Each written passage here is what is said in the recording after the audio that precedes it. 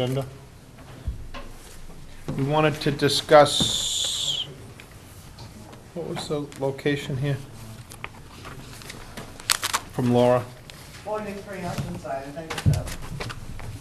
Want to do 43 Oceanside. It's a little retaining wall.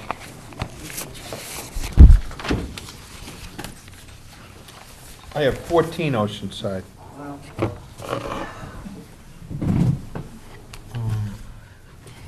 Maybe we could also, I should have asked you, the road opening at Clap Road. I just want to bring it to the commission's attention. The, for Crosby. yeah, I don't know anything about it. I just want to explain. Okay. Do you know something about it, Frank? Fine. Okay. Anybody else? And then, we have a Central Ave in Humrock that I looked at. I just want to explain that. We don't really have a street number. Yeah, that marsh. 52, Around, across from 252? is that what it is around there? About 280, 284. Okay. So those three items. I have, What else? I have a concern on, not the house at the Steedman Farms, but the yard when they go to plant. Could we talk about that? Sure. Okay. Where was this? On Country Way by Country Way, Steverman Farms? Yeah. Okay. Thank you. Out back there. So,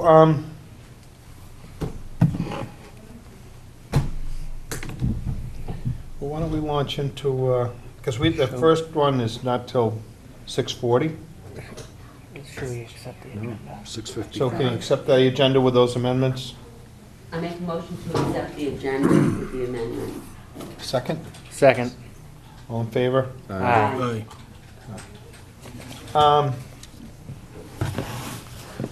Well, why don't we just start at way up at the top? So Carol had put a little note on here. There was a call from Henry Larson, and he's offering a lot 17 to 22 Shadwell Road. It's a half acre. So Shadwell's off of Tilden by Rainbow. Just trying to visualize it. If I've got it right, I'm pretty sure. By Rainbow? Well, not quite that far, but maybe across from Tilden Farms in that area, Oh, yes, yes. Oh, okay, I'm there. right? Yeah. Yeah. So there's quite a bit of wetlands in there, but this must also abut maybe some of the proving ground Could be. property. And probably some of the property is well- already given us. No, wait a minute. Yeah, it should, you're right. So we don't really know anything about it. He tried to call about a month ago and I wasn't able to connect him. Yeah, I guess he finally called Carol today. about a half acre. Yeah. So we need to get a little bit more information on it, but if it's, am I right? I'm looking, I just was curious. Right there. Oh, it's off of Almost Turner. across from Oh, I see where it is. Tilden yeah. Road, across from Candlewood and Yeah. Tilden Farms. Oh, that does kind of go, that does about the, Well, it wouldn't be the proving No, it's not the ground. proving That- ground, that- yeah. That's on the other because side. the proving ground starts at Turner. Yeah, Okay. yeah.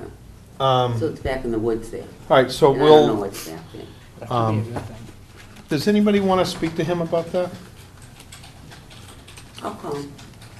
I'll Okay. find out from Carol, Okay, if Thank you'd like me to. I would appreciate that. Okay. Thank you. Seeing that you've got a nice vacation. Yes, I did. Lovely. Came back to reality, sad to say. You said something in his letter about a plan attached, but there's no plan. All right, well, when I call him, I'll ask him for it. Okay, I'll ask him, give us lots of information. all right. 14 Oceanside, we got a letter from Laura Harbaugh, the town planner. It looks like there's a retaining wall that was built. And they must be getting some money from FEMA for elevating. Sounds like it, yeah. What's the address? 14 Oceanside. 14 Oceanside. And the question was whether we allowed for a retaining wall. It looks like they've put some railroad timbers up to keep some of the sand under the house and keep it out of the parking area. And I can't imagine that we would have Said, okay. okayed to that. How are those structurally? I always see that people put those underneath their houses around the piling. Is that like, They just sort of put them behind the piles and fill against them and, yeah, it wouldn't push the piles over, huh? It's probably not. well, but the whole idea is that we're supposed to be letting stuff run through. Run Right, through, that's yeah. why they're up on pilings.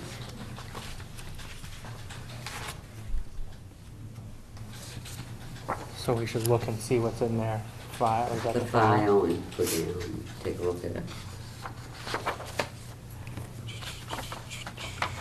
When did Laura send that letter over? I got the email today. Oh, okay.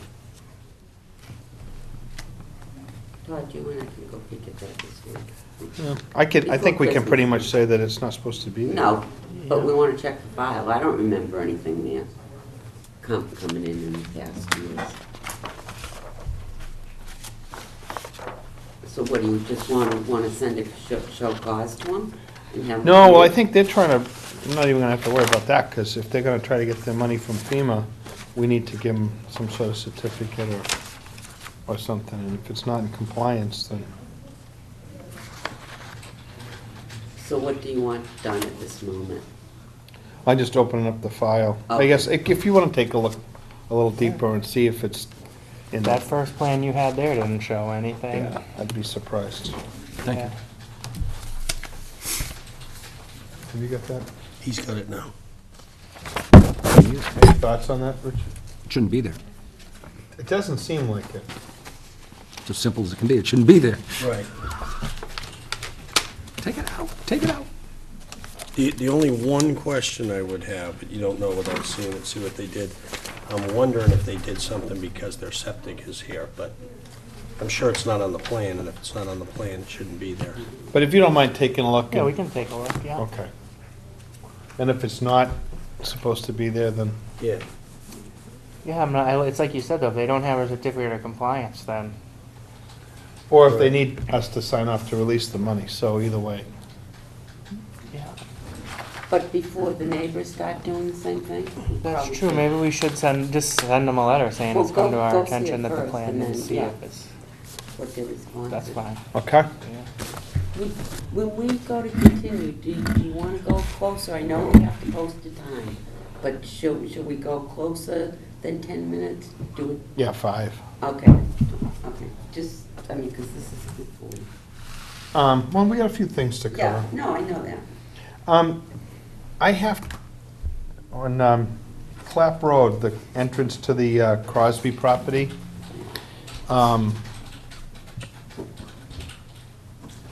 they're in the process of finalizing some plot plans and things like that. But glad Carol brought it up, and that Clap Road is a scenic road. And so we need to get permission to open the stone wall and cut a couple of trees in that area. And so we'll do the application on behalf of the owners of the property, and obviously we'll do that with them. But I thought maybe Greg was here, but he's stepped out in the hall, because he's done the surveying for that. We'll bring it, ask him about that when he comes back in. But it's just a piece that we need to do to fill in on that Crosby piece. At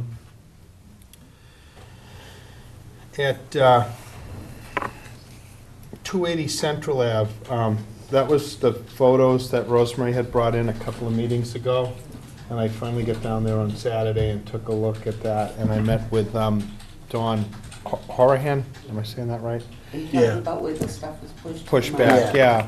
So he had a chance to show me what he saw and had happened there and sort of the past history, and I walked around the outer edge, and it doesn't appear as though the dozer went any further than the overwash area that was already there, and what it appears is like they tried to cut a little bit of a channel to get water off the road, but it also doesn't look like they needed to go nearly that far with that material, that they should be just staying within 20 feet of the side of the road, or whatever they need to do to get material off the road. His concern is that if we have another storm and there's some piles of material out there, it's gonna get washed further into the marsh, and that could be. But I explained to him that until we have an agent on board and somebody really wants to look at the issues, I'd be reluctant to tell the town to do anything with that. But you did talk to. I did talk to them, Yeah. and actually, we still need to get together and sort of go over those orders that they have to maintain the road. And it's kind of a fine line. They need to get in there and get the roads opened up so people can come and go and fire equipment and all that. Yeah. But they have to understand where some of this material is gonna be going. And it's still unclear what'll happen. You know, they don't have the money set aside to move that material back onto the beach or anything. Now, at some point, if there's enough material, they may have to find some money to do something with Yeah. that material. But I think their sort of look at it is, there's no sense in doing things from storm to storm to storm, that you sort of have to just keep pushing it back over the winter and make it passable, and then, Should we push to the beach side of the road instead of? Well, I That think- was my understanding. I thought it was all supposed to be pushed to the beach side. well, they try to push as much as possible. do. I mean, when you're trying to move something with a D8 and a loader and all that stuff, there's some practicality to what you can do. And there isn't tons of material. I think the real problem was that they pushed it Too far. further than they should have. Right. And, Right. If he just put the bucket down and kind of dragged it back and graded it we a could, little bit. it could would've- probably be fine with that, but I'd really rather have somebody on board. Right, no, I mean, if he did it that day, there wouldn't even be an issue, you know? Right, right. So, but I think the more important thing is that from year to year, there's different players with the DPW. They have different subcontractors, and then we should be having like an annual pre-construction with them, so to speak, and just clarify what is supposed to happen. And we're gonna try to do that on a regular basis, so. The other thing that strikes me is many of the residents are taking it upon themselves to have it all removed. And I mean removed, taken away. Like, off the beach altogether, or they're not Really, you've seen it depositing? trucked away? Yes. Wow. Yeah, I haven't seen that a lot. And if you go up there now, you'll see that it's beautiful. It's nice and flat. They're supposed to dump. I it noticed on the that too. other That's side. interesting. I saw a bunch of trucks coming out and I was like, what are they doing? And then I get down there and I'm like, there's payloaders and it's Yeah. all cleaned up. Yeah. No, I know that the town's thrilled to have them take care of their own things, but I don't believe No, they should be hauling it Supposed to back go on back the on the beach. Most of the Go back people put it over. back on the beach, yeah. Yeah. some of it's being hauled away. I mean, you'd think that they'd want it back in front of their house. You would think, Not if you have to keep paying every year. every storm. Every storm, yeah. We're gonna have washover Not later that this more week. won't come. If, I guess, Sure. if, you know, I'm not asking you to throw yourself down in front of the loader, but if you notice something like that and you want to either approach the people or just make note of it and bring it up to Carol or whatever, and then we can hopefully address it. Okay. We want to know who's doing it too. But, Yeah, what, I've been watching so carefully for just that, and I haven't seen it, but you obviously have, A couple times, yeah. because I would go out and throw myself in front of it. I'm so angry about that whole thing. I That's the thought we were last thing doing you well. want. I thought they were pushing it back. Most are, Rosemary, Most do, but yeah. some have not. I did ride by one project and I happened to notice like silt fence and stuff out of place, and Carol sent him a letter or something, right? No. Just in riding by it, it's an older project that just looked sort of half abandoned and half done. so it was half complied with. Gotta be careful. Let's see.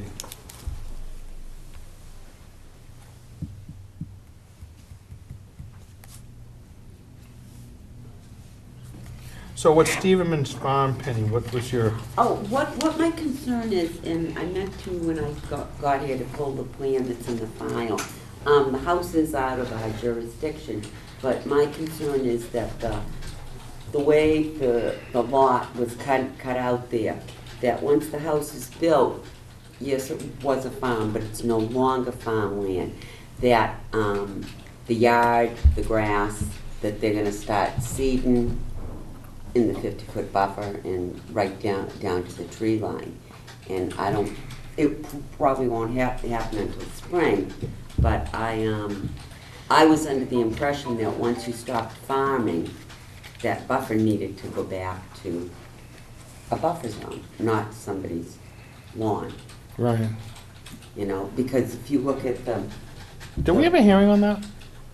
No, we didn't have a hearing because it was out of our jurisdiction. Either Jim or Paul signed off on it. There is a plan in the file that went before planning board, but they never came to us. After I saw the house being built, I came and pulled the file. And it's very obvious, the lot goes right down to that factory line, you know, the tree line. Well, Yeah. I think the town actually acquired a piece, I mean, I parked back there, and Joe Wood from the CPC and I walked in that way to look at the Marachi property, Yeah, because that's in that back right, area. that's over to the. But it was left. wet as you stepped out of that, you know, once you went beyond where they've been farming. Yeah, well, that is definitely part of it is in the 50-foot buffer. And I'm just concerned that come spring, they're gonna seed that whole thing to make a huge, big, glorious green yard.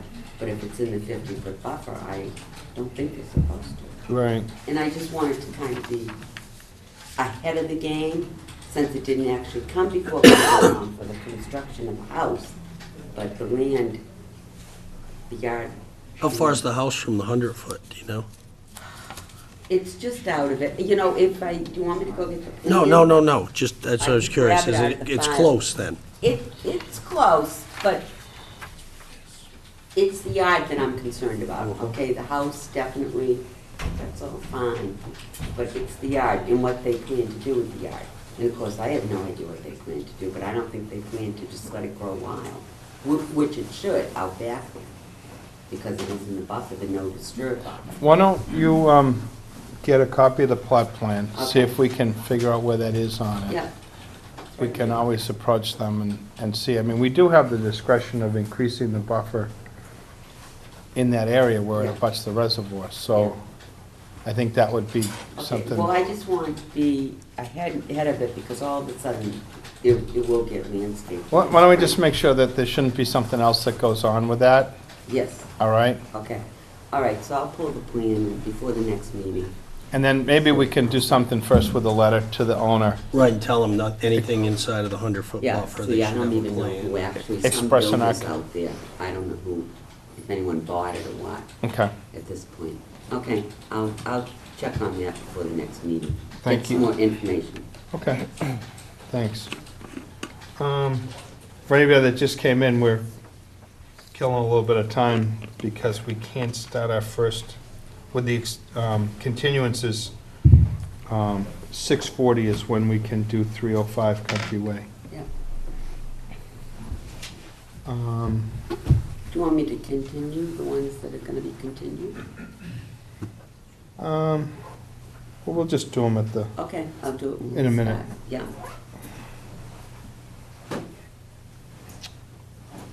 seems like there was one more piece. Did anybody want, we can knock off this order of conditions too, while we're. Yeah. Did anybody have a chance to look at that? Yes, Yep. We okay with that? 2 week, yes. I wasn't here for the last meeting, so do you wanna make a Go ahead. motion? I just have a couple questions of the board before we continue with that. sure. Something I thought of in light of what happened down in Hummerock on the 4th of July and all the subsequent news articles that I read in the Mariner about property rights and where the people own their houses. We don't know whose property they're gonna cross to get to to be able to fix the wall. And I'm just wondering if we give them an order of conditions and then they drive from wherever they drive from above the mean high tide line, they're actually gonna be driving on private property. And it didn't come up in the hearing because it just didn't occur to me, and I just wanted to kick it out to you guys to see what you thought. You know, you guys live in Hummerock, what your feelings are about that. If somebody drove a payloader off across the back of technically your yard. Cause you own, It is, but then there's public access rights to it, and that's why there's so many people on the beach doing that. And But below the mean high, so I'm just wondering, like, is there any legal ramifications? Because we're giving them permission to do it, and then they drive over No, somebody we're else's not. property. We're giving them permission for the methodology for their project. You're not saying anything is legal If they go Okay. drive through a house and knock it down to get on the beach, you didn't Right. tell them they could do that. Right. You're approving the methodology. But we did ask them, and he said he was coming down and farther down and then drive up. Yeah, to he's the going off, equipment. he's going on the I mean, but entrance we've there, I've always forgotten the name done of the little that. We've street never, there. like you said, we he's never. going- had Oh, to yeah, go yeah, I was yeah, just yeah. curious what you guys would Right, say. there is an honestly. access at the other end that the town uses, Yeah. Yeah, at the far and that's what end. they're using. Yeah. They're using, there's a little street, Barrett Street, that goes out, and there's an entrance onto the beach there that the town does use. And it didn't bother me, it occurred to me that all that hubbub, and I think they pretty much dropped it for now, but I don't think. No, it's just in anything- relationship to allowing them to go. They didn't tell us where or how they were gonna do that. Yeah, they did, actually.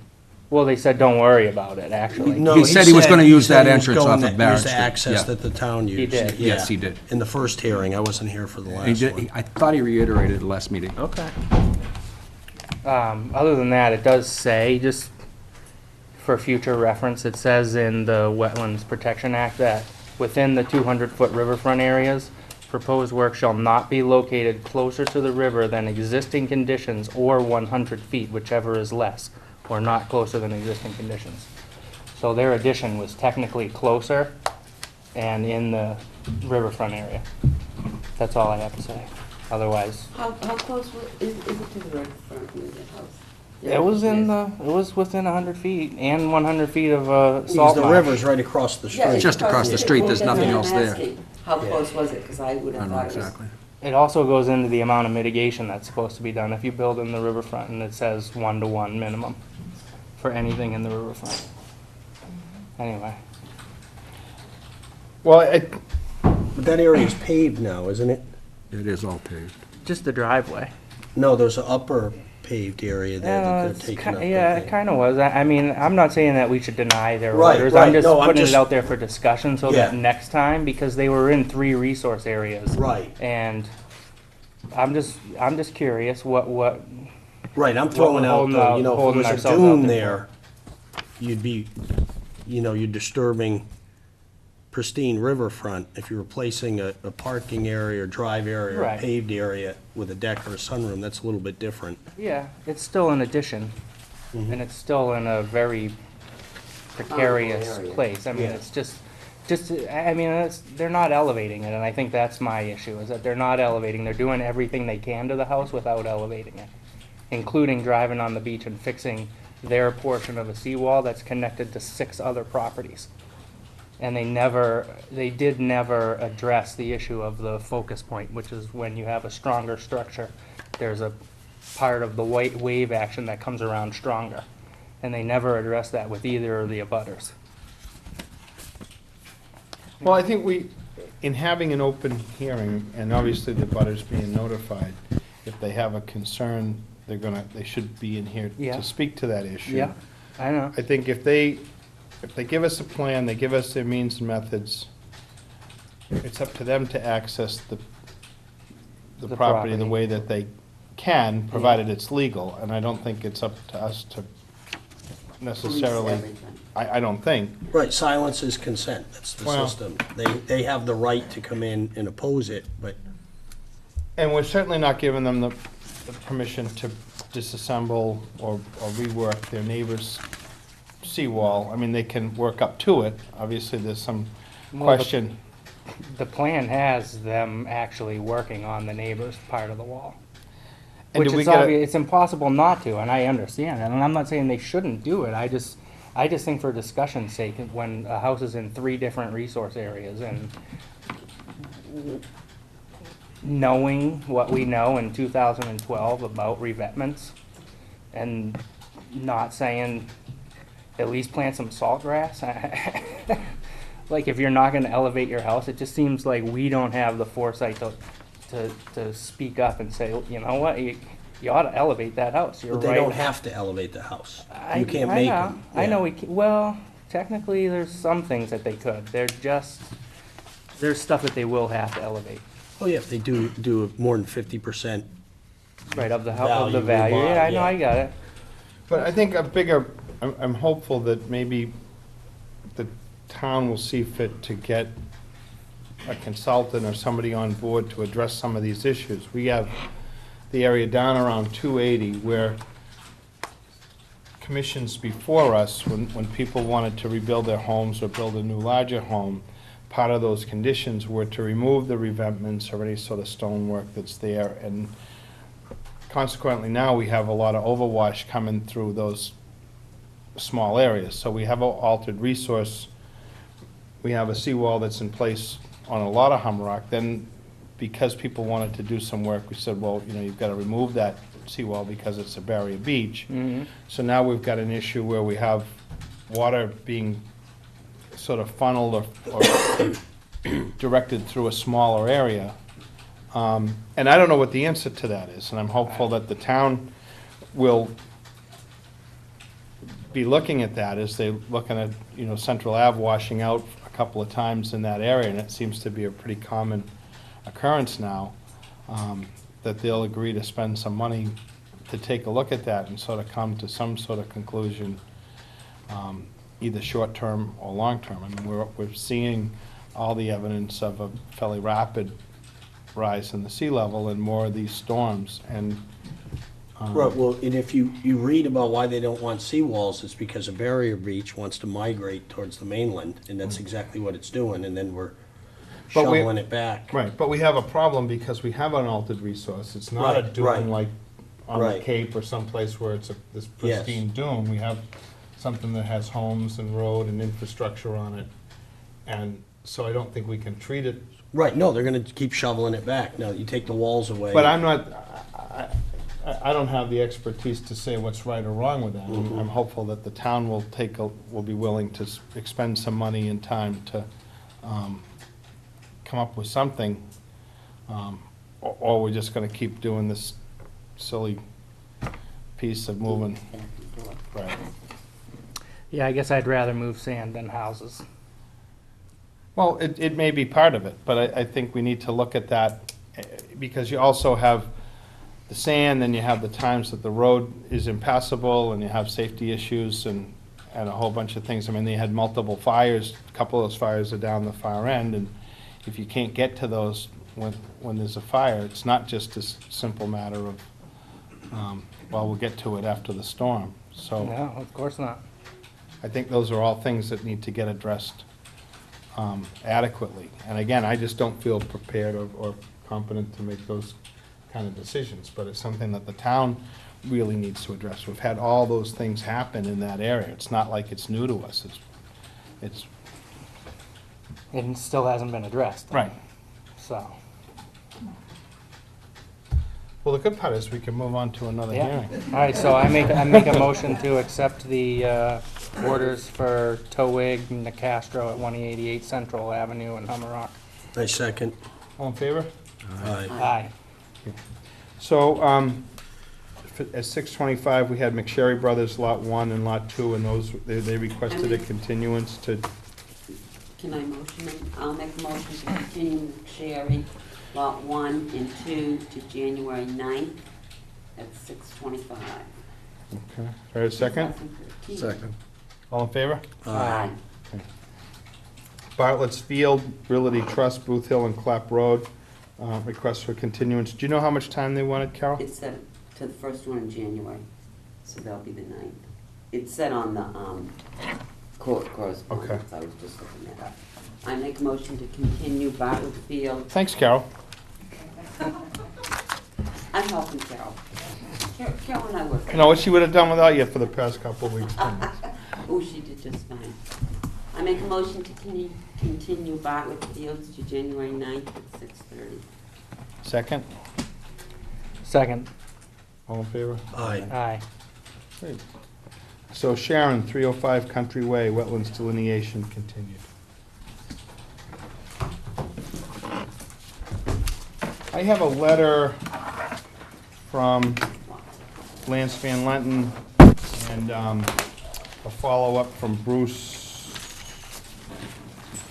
Bach at DEP, and maybe I should read that. Does anybody else have a copy of this? Yeah. Have you seen that letter? Second one? No, I haven't seen the second one. Can I give him my copy? Why don't you read it? Oh. No, you read it. All right, sure.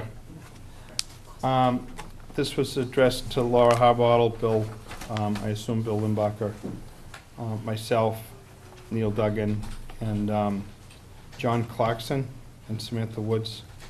And this is from Lance Van Lenten, who was on our water resources.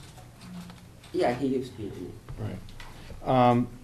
I gave Kathy Ramo and Mr. Bruce Bach, hydrogeologist with DEP Drinking Water Program, my letter regarding the tributary stream off Country Way attached. Mr. Brock verified the tributary's presence and official status. Mr. Brock is the only person with the authority to change the status. I hope this clarification helps your review of the project plan near the tributary. Thanks for ensuring that the local state protection regulation setbacks are applied to this and other tributaries. This letter to whom it may concern, between 2000, 2003, a team of Scituate residents, 2 officials and scientists from state offices investigated tributaries within Scituate's surface water system. Participants in the project included botanist Andrew Walsh, Riverways ecologist Margaret Kearns, and DEP hydrologist Bruce Bach. The stream that is incorrectly shown as a swale on the plan for the parcel abutting Liam Crisell's property off Country Way is a tributary to the town's reservoir. Its approximate location is included in GSI water resources mapping data created by the DEP. There's a map on this as well. See the map segments below. Like any regulated water source, the tributary stream's presence, location, and bank should be verified in the field. The full extent of the stream and its bordering wetlands should receive applicable local and state protection. 50-100 foot wetlands buffers, WRPD 150 non-disturbance zone, 200 foot tributary zone, zoning restrictions, Title V setbacks, etc. We recommend that the town consider using community preservation funds to purchase and preserve the parcel to protect the water supply. Otherwise, prior to development, the entire parcel should be thoroughly reviewed to determine whether other streams, bordering wetlands, and isolated wetlands exist on or near the site. Sincerely, Lance Van Lenten. Director of the First Herringbrook Watershed Initiative, former member of Scituate Water Resources Committee and Open Space Committee. And Mr. Van Lenten lives at 150 Old Oak and Bucket Road in Scituate. Okay. Can I record this with an iPhone? Sure. So I just want to read that one first, and then we'll go on to Mr. Morse. So for the record, Gregory Morse, I'm a registered engineer, Morse Engineering. And so you know, when you're done, we have our consultant, this reviewer, Steve Ivis, is here, which so we'll also discuss that tonight. So at the last meeting, we had submitted this is an ANRAD deviation, 305 Country Way. We've requested the commission to verify the limits of the bordering vegetated wetlands at this site. The commission's hired Steve Ivis to go out and review the line. He walked the site with our consultant, being Brad Holmes, another professional wetland scientist. They made a couple of changes to the flags. We submitted a revised plan with those new flagged locations. I'll point them out. Around the areas of A23 through A19, A16 through A10. The revisions were predominantly in that location. We also reviewed while we were out there the limits of an intermittent stream that was at the site. There's 2 intermittent streams that we looked at. One of them is at the southern portion of the site within the wetland. We hung top of bank flags along IB 100 through IB 113. This is where this wetland becomes an intermittent stream and drains as a tributary toward the Tack Factory Pond. Steve and Brad also thoroughly reviewed the upper reaches here where we had labeled a man-made drainage swale that we were claiming was non-jurisdictional. I'll defer to Steve, but I believe that he thought that that was not a jurisdictional reach as part of that stream because it did not connect to an upgradient wetland. But again, I'll defer to the consultant.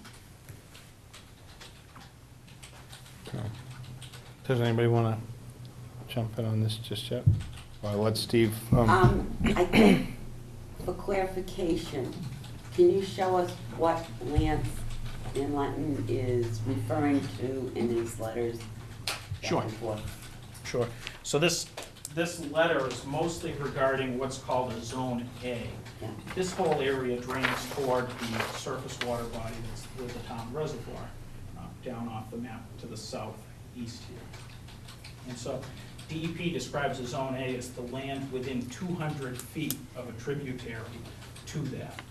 And so what we're claiming is that if you go out here onto this site, you'll see that the tributary really starts at this flag, IB 100, and that's where it becomes an intermittent stream that runs down to the wetland. Okay.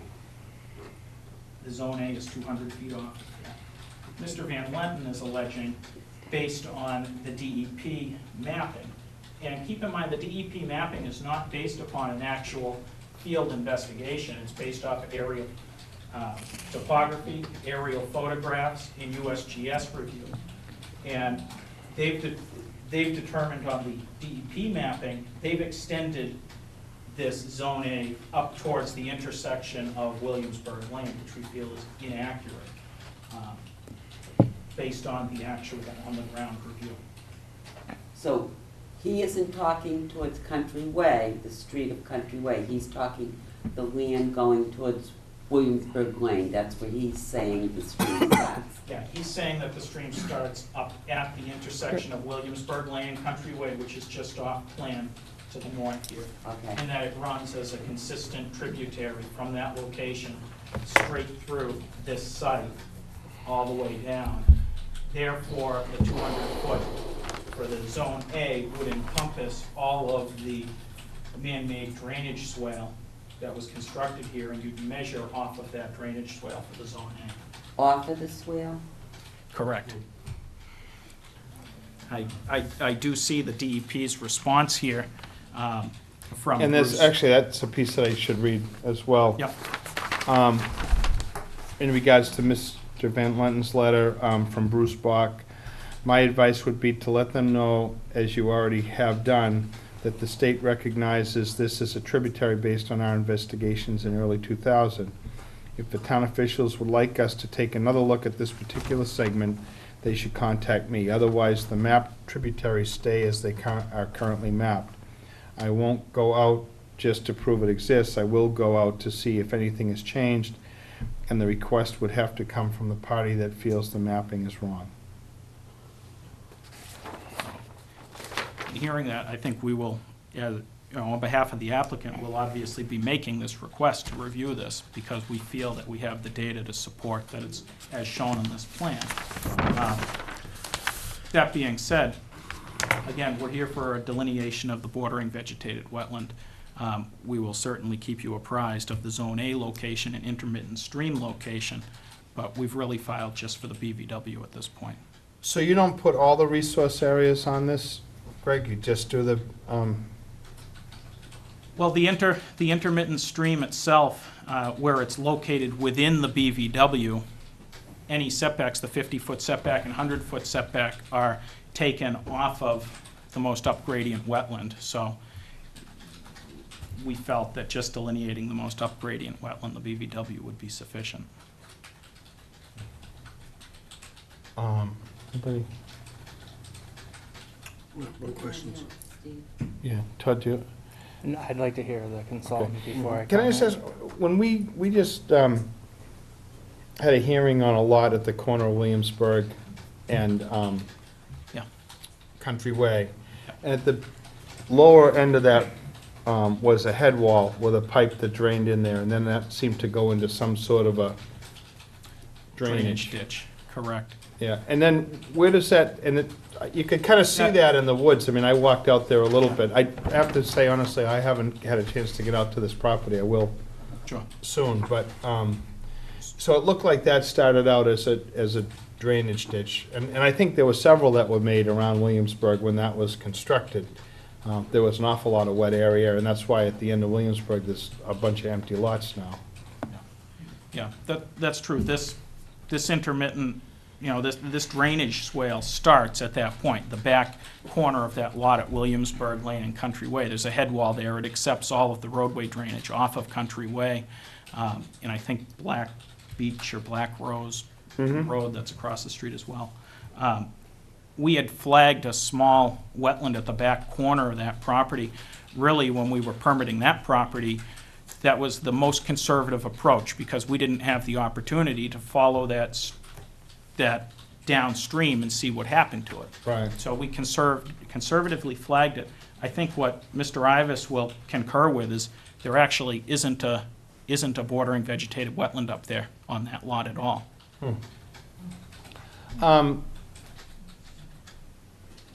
In your, well, go ahead, Steve. Why not? Sure, Steve Ibis, Ibis Environmental for the commission. When you're looking at tributaries, first of all, you look as far upstream as possible to understand what the watershed is of the tributary. So I took a look up at 324R Country Way. Pretty much just north and west of the tomb that's on the hillside there. There's a tomb there. And there's a large drop inlet at the lowest portion of the lawn, right at that location. Do you know where it is, sort of behind the Masonic Temple? Yes, it's Oh, actually okay. south and east of the Masonic Temple. Right. Yep. There's a long lawn, and then there's a stone wall. Mhm. Then there's temple, and then some woodland, and then perhaps another little wetland that doesn't connect down. So there's a drop inlet there, and then at 324 Country Way, about 15 feet off the pavement, there's another drop inlet right there in somebody's front lawn, right next to a large red maple tree, okay, at 324. And then you've got all the catch basins evidently from Black, is it beech or Black birch? birch. Black birch? Like, yeah. And then some Country Way catch basins coming down. I took a look at the plans, and there were no plans for that area in the office, but there was an easement taken by the town in 1970 for that lot at the corner of Williamsburg and Country Way. So that's gotta be at least 1970 or before, that large head wall. There's a head wall and a 36-inch inside diameter pipe that drops material off. I'm not sure if it's on the Williamsburg Lane corner parcel. Is that on the parcel itself? Yes. Thank you. So there's an easement, a 20-foot easement, drainage easement on the parcel, then it drops material on the parcel itself. There are a few common elders on the bank inside the head wall. Since we don't have overlapping jurisdictions, that bank is not a BVW, okay? So it's actually inside the flow of the water, is where the water goes. And after about 10 feet, there's no more wetland vegetation at all. And then there's a large channel. The channel moves down to another property, I think it is. Correct me if I'm wrong. Off of Williamsburg. Off of Williamsburg. Mhm. And then it enters the subject property. And where it enters the subject property, it's about 5 feet wide. There's a scour channel about 5 feet wide and completely clear where it enters the subject property. What happens then is the slope changes. And what happens when the slope changes on a drainage channel is that things change, and what happens is it grades out. I would call it a Rosgen D3, R-O-S-G-E-N D3, if it were a natural stream. So what's happening here is that you've got a channel and a lot of water coming down, obviously, in some storm events. And the channel is scoured out, it's got a very clear bottom, and then you've got gravel and rocks dropping out, but you've got sand coming down into the BVW area, which is at A38 and A39. That's the upland portion of the BVW along Taft Factory Pond. So it enters into the BVW right there and sort of grades out. And so it becomes, from 5 feet, it goes to about 30 feet wide. And that's what you referred to as a boulder field? Well, no, it doesn't come to the boulder field yet. It braids out, and I think the sand has covered the boulder field over the years. This is road sand and stuff? Exactly, road sands, basically, and gravel. So it comes into there, and then there's a point at which all the channels stop. That point is opposite, I called it opposite A28 on the plan. So all the channels stop, and you cannot detect any channel in the ground at that point. They start up again, and then the boulder field starts just about at that location at the surface. You can see a lot more boulders at the surface there because it hasn't been filled in with the gravels, okay? So then the boulder field starts, and it's about, let's see, about 100 feet further down gradient, the channels start up again. So that's the point at which Greg noted that IB 100 starts up. And there's a series of parallel channels, all starting up at the same elevation. Basically, it's the groundwater coming out of the boulder field, is what it is.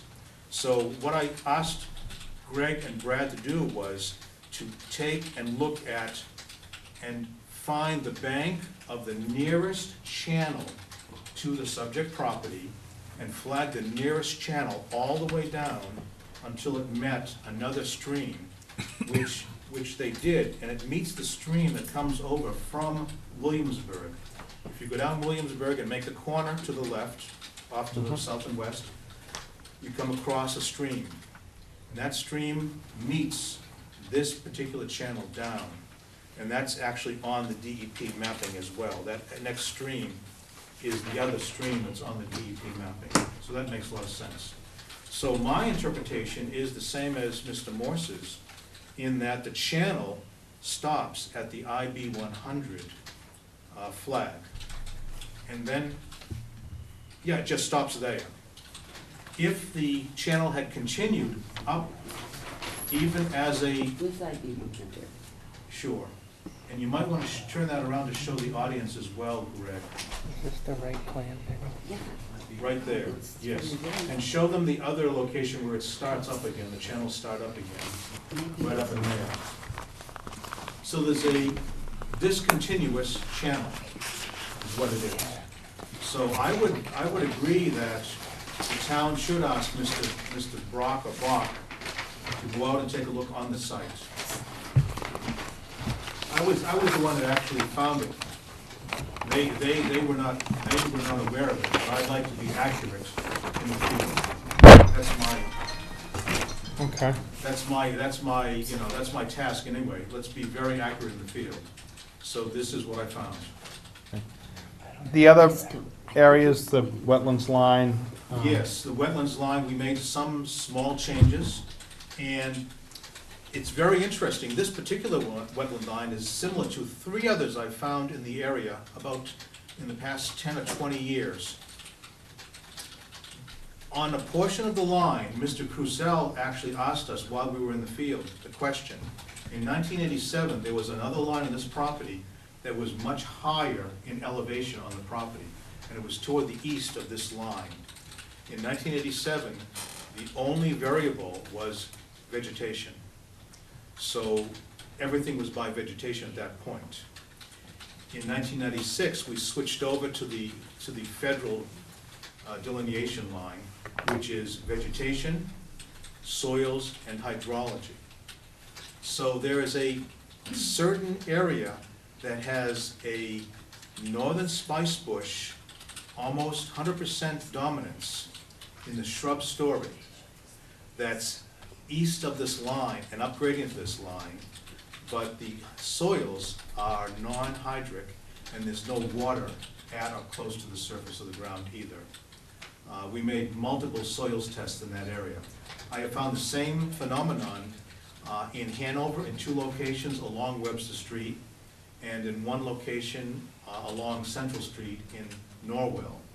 And in all cases, there are sandy looms or loomy sands on slopes with northern spice bush as a shrub story. And evidently the water must get in there enough in the springtime and under storm event times to allow the spice bush to grow, and then there's no other groundwater close to the surface. It's a very interesting situation. I've only seen it, like I said, 3 other times in this area in the past 20 years. And that's why the line is further down gradient now. If it was just vegetation, it would be way up gradient.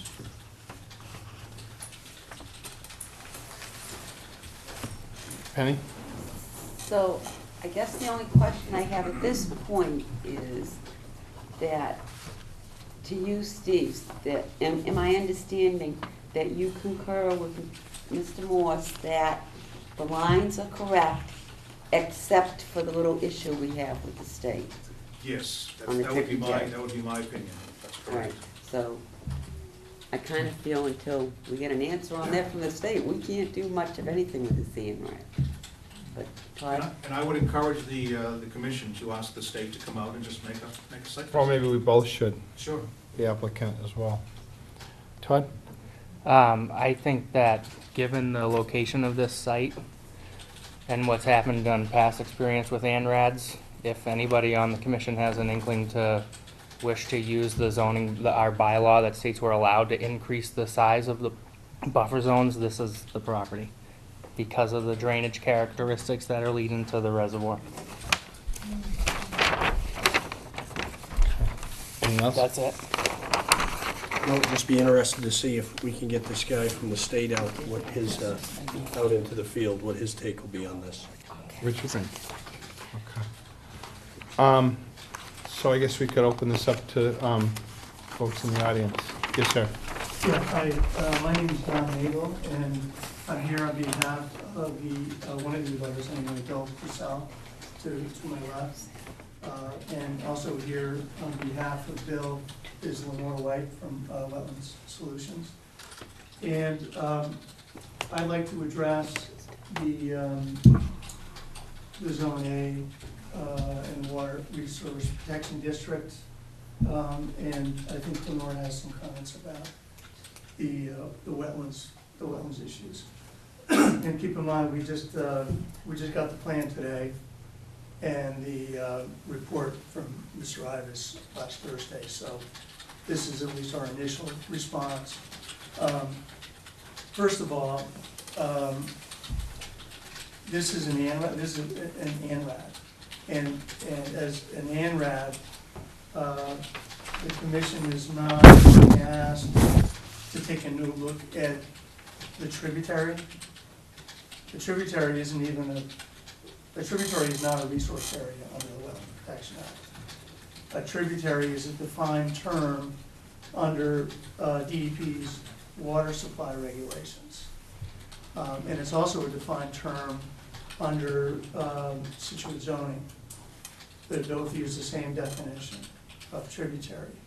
And DEP uses tributary in the definition of that to determine the zone A of a water resource area. A zone A of a drinking water supply. And that's defined as, it will include. Can I ask you, hold up Yeah. for 1 second, and just, unfortunately, we're without an agent, and we're gonna look for Mr. Ivas's input on most of this, Steve, so hoping that you're, I'm listening. okay. Thank you. Just very briefly, you know, the zone A under the town zoning and DEP water supply regulations includes the area within 200 feet of a tributary. And DEP has mapped the zone A, and the town has also created a water resource protection district pursuant to the zoning bylaws. And that line is, for this parcel anyway, is coterminous with the zone A of, under the water supply regulations. And we have copies of those. We've been provided copies of that. It's the water resource protection area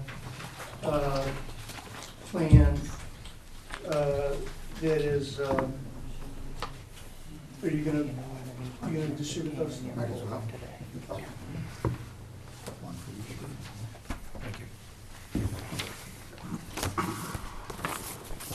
yeah.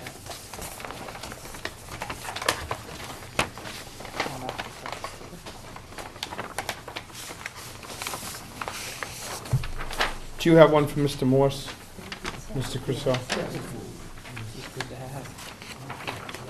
Sure. If I could approach and just point something out on the map. Sure. Is that all right? What I gave my copy to Greg, so I'm just gonna lean over here. What we're looking at is a lot of different mapped areas, but this is the map that has been adopted by the Scituate zoning bylaws and the planning board. And you'll see Tack Factory Pond shown there. And I guess it's north of Tack Factory Pond Yeah. are two branches. The right branch, if you will, is the tributary, or one tributary to Tack Factory Pond, and the boundary around that represents the 200-foot buffer from the bank of that tributary. And I know it's hard to see, at least on the scale of the plan we're looking at now, but it captures most of the subject site and goes all the way up to Country Way. So what we're looking at is not only a zoning map, but also a DEP Zone A map for this particular area, if you will. It's the same line. And I respectfully suggest that we're not really here to talk about if that tributary is different than what is depicted on the zoning map. DEP's Zone A map is indicated by the DEP email that Lance Van Houten forwarded. A town can't change the Zone A, DEP can. Right. And so apparently there may be a process for that to get DEP to change its Zone A. But that isn't really what the commission is charged to do here. It's charged to determine what the resource areas are under the Wetland Protection Act and the bylaw, which doesn't include a tributary. It includes a stream, an intermittent stream, a bank to stream, land under water body, other resource areas like that that are identified under your bylaw in the So, simply put, this body, with all due respect, can't change the location of the tributary. It is what it is. And I would respectfully say that what needs to be done with regard to the Zone A and the Water Resource Protection District is that they be put on the plan that is put before this commission and identified as is, as defined under our local zoning bylaws and DEP. In order to change the local zoning map, you gotta go to town meeting for that. To change any zoning or mapping based on zoning in the town of Scituate, the Concom can't change that. The Concom can identify where the wetland resource areas are. Now, the reason I suggest that the Water Resource Protection District under our local zoning and the Zone A under DEP's water supply regulations be put on this plan is that the wetlands bylaw regs required to do so, which kind of makes sense because, you know, there's these plans that will be approved, I'm sure will be used in other permit issuing boards before the town. So my recommendation, or I would urge the board to require the applicant simply to put the Zone A as is on the plan, at least for starters. Let's get it on the plan accurately The plan now, as I can make out, shows the Zone A and the Water Resource Protection District in two different areas, which, in my opinion, it's actually the same delineation. Also, just a couple of minor notes on the plan, and this kind of goes to the issue. There's some contradictory notes on the plan. It says, on note 2, the portion of the subject property is located within the town of Scituate floodplain and watershed protection district. But then the next note, the subject property is located entirely within the town of Scituate Water Resource Protection District, which frankly I think is probably accurate. But then the next, also note 3, indicated as note 3, it says the portion of the property is located within the Zone A. And in this case, in my opinion, the Zone A and the Water Resource Protection District are the same, has the same boundary line. So there's some, I think there's a confusion between trying to reinterpret where a tributary is, which in my opinion is not appropriate under this forum. But rather we should be focusing on what are the wetland resource areas identified under the bylaw and the regulations. And Lenore White is here to address some of those issues. She can speak on that. I'm just wondering, because you've offered quite a bit up, if maybe we shouldn't address that a little bit and then go to Lenore. Sure. And I just want to, Steve, did you get a copy of this? I did not. Does Mr. Crucell have extra? Well, Greg, why don't you make sure? Yeah. I think he has a couple of packets, and I just want to make sure all the parties have the same My information. first question through you, Mr. Chairman, to Mr. Nagel, is how do you determine the location of the district? The lines here look like they're about, what, 100 feet wide? Can you tell me that, sir? Sure, it goes up to Tony Ray at least. Well, the accuracy of the line is certainly a good question. As to where the line is or estimated to be on this particular subject lot, I think it's a pretty easy matter to put that data layer on the proposed plan. And if you want to quibble about, where exactly the line is, maybe that's, maybe that's when you go to the field and fine tune it. But what I'm suggesting is at the outset, have the plan submitted to the Concom accurately depict where the Zone A is in the Water Resource Protection District. And don't make it up as you go along. Let's just put what the law already says on the plan and take it from there. If there's an issue about exactly where it lies in the field, then by all means, let's go out to the field and check it out. And Mr. Chairman, that's exactly what I did. I had a question about the accuracy of the line on the plan. I went to the field and tried to figure out what the basis for the line is in the field. Very simple. It's a very simple operation. But So I asked them to put the basis on this plan. Now, I will agree with Mr. Nagel that yes, it's in the local bylaw, on the wet protection bylaw. However, he had a problem with number 2 and number 3. These are actually separate resource districts, as I understand it, in Scituate. There's a floodplain and watershed protection district, and then there's a water resource protection district. Those are 2 separate protection districts, as I understand it, in Scituate. Is that correct, Mr. Morris? That's correct. Okay. And then there's the DEP Zone A, which is a 3rd district. So there are 3 separate protection districts on this site. And that's what I think I asked at the start of the meeting. Do we have all the resource areas on this plan? Right. And that's why I had a problem with the accuracy of one of the lines. I had no idea in the field where that line should appear on the ground. Okay.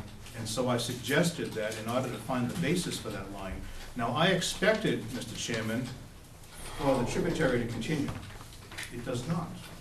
It's a very simple thing. So I suggested to Mr. Morse that they actually put it on the plan so that the basis for the Zone A is actually on the plan of record, not another Zone A which is interpolated from a plan that has a 100-foot wide line. That's all.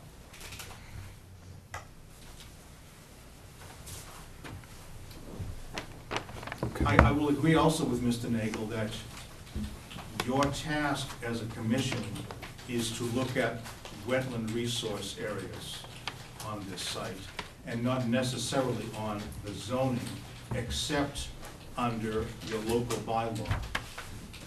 Then you can look at the Zone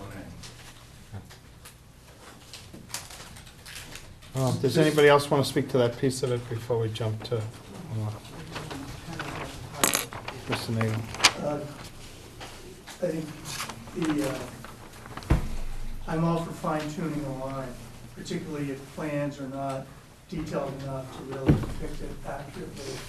But as I understand it, the Zone A and the Water Resource Protection District on the plan submitted to the commission is entirely different than the Zone A and the Water Resource Protection District depicted by both DEP and the town of Scituate zoning laws. But am I correct in saying that in order to get this line,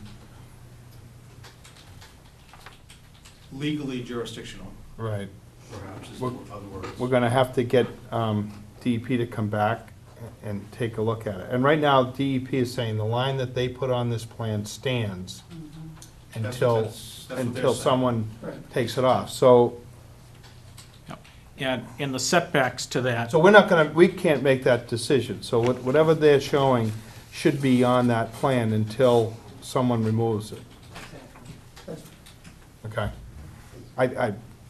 Mr. Chairman, it might be useful to have the DEP line on the plan and then the tributary as found in the field on the same plan. Okay. I think that would. And I'm not gonna profess to be professional on this. I'm gonna try to Well, this is sort this out as best I can. a very complex subject. All right. And so I would suggest putting, as Mr. Nagel has suggested, putting the DEP line on the plan and also putting the tributary on the plan. Okay. Can clarify some. Well, anybody else on those pieces? Then, Thank you, Mr. Chairman. I think I can help to clarify this. My name is Lenore White. I'm a professional wetland scientist and a soil evaluator with Wetland Strategies. I think there's some confusion here, and the confusion in part lies with the fact that you're using a definition of a tributary, which is out of the water supply regulations. Then you're taking the definition of a stream, which is out of the wetlands definition. And somehow Steve is kind of mixing those two definitions together to try to come up with this configuration that's now on this plan. They're defined totally different, and they're defined differently for a purpose. The purpose of a tributary is to say what's contributing to the water supply. The purpose of a stream is to define the fact that you have a bank, you have land underwater, maybe you've got some bordering land subject to flooding associated with that. So that's the first issue that hasn't been really straightened out here. The second issue is that when Steve goes through this analysis that this stream up here is not jurisdictional, he takes the language out of the regulations, but then when it's on the plan, it's not correct. What he's saying is that any stream that doesn't have a wetland up gradient is not jurisdictional. And that's what the regulations say. However, if you look at this stream that's up here, there's a wetland line that crosses right at that stream. So there is wetlands up gradient from that stream. So it is jurisdictional. And furthermore, the fact that this sort of space between the two intermittent streams doesn't have a defined channel, that's not how DEP looks at it. I worked at DEP for many, many years. The fact that there's a vegetative connection, that's enough of a connection to make that stream jurisdictional, all the way up to where the wetland ends, which is somewhere up here, and not down here, as Steve would define it. So I think there's a lot of confusing things about this plan, some of which I know the strong opinion are not correct. okay. All right, but what I want to make clear here, and I think you should, I mean, you're both professionals in this, and if I've learned anything in this, is that everybody's got a little varied opinion on how this goes. And what I'd like to make sure that we do is, rather than criticize each other's opinion, that we make sure that we stick to what we feel is there or what's not, and then we'll find out how that lies. And it's not gonna happen tonight, but, Okay. okay? My point was only that there's a misinterpretation here on the plan, the way the regulations have been interpreted in the past. Okay. And there's also some confusion about when we use the definition of tributary versus when we use the definition of intermittent stream. Mr. Ivas? Sure. First of all, the reach that's inside the wetland is certainly jurisdictional for that stream, from IB7 all the way to the end of the wetlands, to IB1. There's no doubt about that. I'm not complaining about that or taking issue with that. I see that. Yeah, that is definitely jurisdictional. Right. Above that, there's nothing else jurisdictional. I would disagree. Because you do have a wetland. The We don't wetland have should, a BVW upstream. well, you have it flagged here as BVW. No, right here. This is the section of stream that's jurisdictional, right in here. We need to see kind of what, either on this map or, Yeah, let me just point that out, okay? On this particular area here. This section of the stream, IB1 through IB7 is jurisdictional. There's no doubt about that in my mind. Then why does the zone A not cross there? Because it should be 200 feet away. The Zone A is centered on this, which is the center of this channel of the what I call the tributary, and what Mr. Morse agrees with, is the tributary. And there's a discontinuous channel. The tributary is defined as the channel under it's right on Mr. Lance's, Mr. Lance Van Letten's letter, as the channel. So the channel begins here. There is no channel from here to here. So it's a discontinuous. There's no braided channels within this whole area? There is a braided channel from here to here. The braided channels end, and I'll be happy to take you out in the field. have you, Lenore, have you I been on haven't, that? this is the first time Yeah. that I've ever seen the plan, and so it's, as Don Nagel mentioned, Okay. there's, you know, we've brought in here at the 11th hour here, unfortunately, so. All right, well, I haven't and seen them. obviously, there's gonna be time to look Certainly. at this. Great, I hope so, that'd be super, thank you. Thanks, Steve. Sure, and we can maybe go out in the field and agree. And just as a final point, I think exactly as you pointed out, DEP has said, we're not gonna change this unless we. Well, it's on their, it's their burden to Right, to show exactly. that. Okay. Anybody else? No, I think we need to continue this. Well, is there anybody else in the audience that would like to speak to this evening? Okay. How much time are we gonna need to get, Yeah. What do you think? What are the next two meeting dates? So, we got January 9th, and then January 23rd. Those are both on a Wednesday night.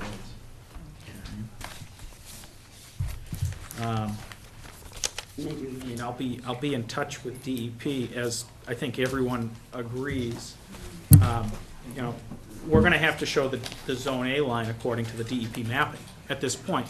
And the commission isn't approving the DEP zoning line. I wanna make sure that I'm showing it properly on the plan right now, but that doesn't prevent us from, in the future, changing it with DEP and pursuing that. I don't think we need to wait till we have that nailed down with DEP before we approve this PBW.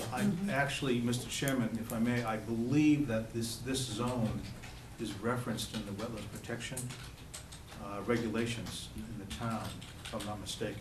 Yeah, it has to be, well, the regulations say that it has to be on the plan. Right, be nice if we. so that they actually do have the jurisdiction. In my way of thinking, because they administer the regulations in the town. But we haven't asked for that to be reviewed under the ANRAD. And if we get supporting documentation from DEP supporting a delineation of it, I would have to imagine the commission's gonna follow what DEP. Exactly. So what you want to do is you want to extend it to get some DEP response as well, Mhm. perhaps. And again, I apologize, we're without an agent on this, and we're trying to deal with, Oh, it's a very interesting situation. It really is. It's very complex. Mr. Bjork? well, I'll, Mr. Nagel. Yeah, quick point. I would respectfully disagree with Mr. Ivas that the Concom has jurisdiction over determining the Zone A. I would agree that an applicant has the obligation to show the Zone A and the Water Resource Protection District on a plan submitted to the Concom. Can I ask you a favor? Sure. Would you have a problem summarizing some of the pieces in a letter to us that was discussed this evening? I just think it would be helpful in how we review that, if you don't I'd be happy to. mind. I think that we obviously have it recorded and it's being taped, but if you could give us a piece of that, it would be helpful in explaining some of that. Yeah. And The then- the other thing I just wanted to say about this is, if there is any question as to where the tributary is, different than what is shown on the local zoning map or on the DEP Zone A, you not only have to get DEP to buy into the change, but you gotta get the town of Scituate to buy into it. Well, we'll have to look at that, but, Yeah, that's just, it's not. but anything that you can put together in Sure. a summary would be appreciated. Okay. Steve? Yeah, Steve Bjork. I was just gonna say, showing that line that they're looking for is no different than showing the difference between a half-acre zone and an acre zone. It should be on the plan, but the commission doesn't determine where that line is. So he could show the Zone A wherever he wants to show it. The commission has no authority to challenge it at all. That's done somewhere else. But Steve's right, it should show on the plan, but the commission doesn't determine whether that's accurate or not. You determine the edge of the bordering vegetated wetlands as being accurate or not. Thank you. Okay. Anybody else? So what do you think for time? We've got a lot of time to think about that. I think the 23rd is what we're gonna have to go to. Okay. I make a motion to continue 305 Country Way until January 23rd at 6:25. Okay. All right, You want to second that? we have a second? Second. All in favor? Aye. Great, thank you.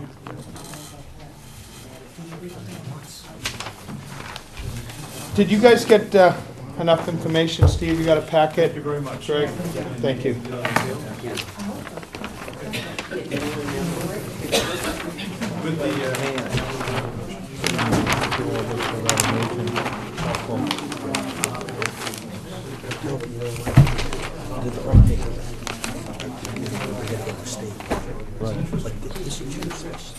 It's pretty broad. Every stream is on different line. Right. There's no scale. This is the concept. Perkins, 309 Central, where they're looking for a continuance. Do you know how, till when?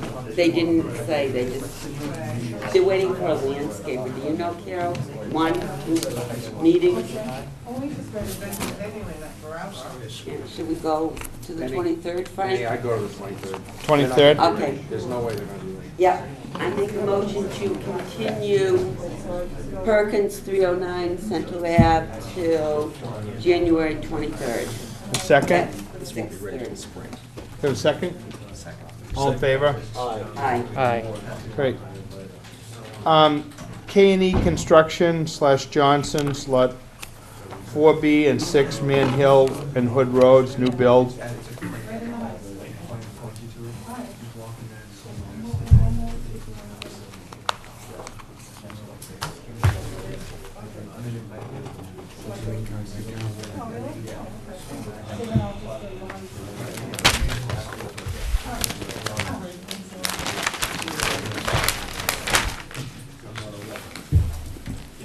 What's up? Yep. Kevin Grady from Grady Consulting, representing the applicant for the proposed project. The Properties So, on, hold on one second. Excuse me, sir. Quiet. We're trying to conduct a hearing. Thanks. properties on the corner of Man Hill Road and Hood Road. It's currently a vacant wooded parcel. We had John Zimmer delineate the wetlands resource area that's located on the lot. The wetland resource area is an isolated vegetated wetland. It's not jurisdictional under the state regulations, however, it is jurisdictional under your local bylaw. So the project is for the construction of a new single-family dwelling. We located the foundation of the dwelling outside the 100-foot buffer zone. The work that we're proposing within the buffer zone includes tree clearing, grading, and the construction of a drainage infiltration area to go along with your stormwater bylaw. Oh, you know what? You gotta bear with me for 1 second. No problem. I apologize. On December 17, 2012, 6:55 PM, Town Hall, Scituate Conservation Commission. Forgot this was a new one. We've been continuing them like, Crazy. the application of K&E Construction Corp. Ed Johnson to construct new dwelling on property located at Lot 4B and 6 Man Hill Road and Hood Road, Scituate. Abutters and other interested parties are invited to attend. Sorry. No problem. So the house is located outside the buffer zone. We've located the foundation 32 feet from the right-hand property line. That gives us just enough room to get the driveway in that location. So we've set the house as pretty much as far as we can from the resource area. Where the site is serviced by town sewage, gas service, water, town water. They're all outside the buffer zone. So the majority of the project is, again, the clearing of trees and the installation of a infiltration system between the 100-foot and 50-foot buffer line. We're proposing a silt sack erosion control at the terminus of the clearing. We are proposing roof drain leaders to go to that infiltration basin, as well as a foundation drain at the 50-foot wetlands setback or no disturb zone.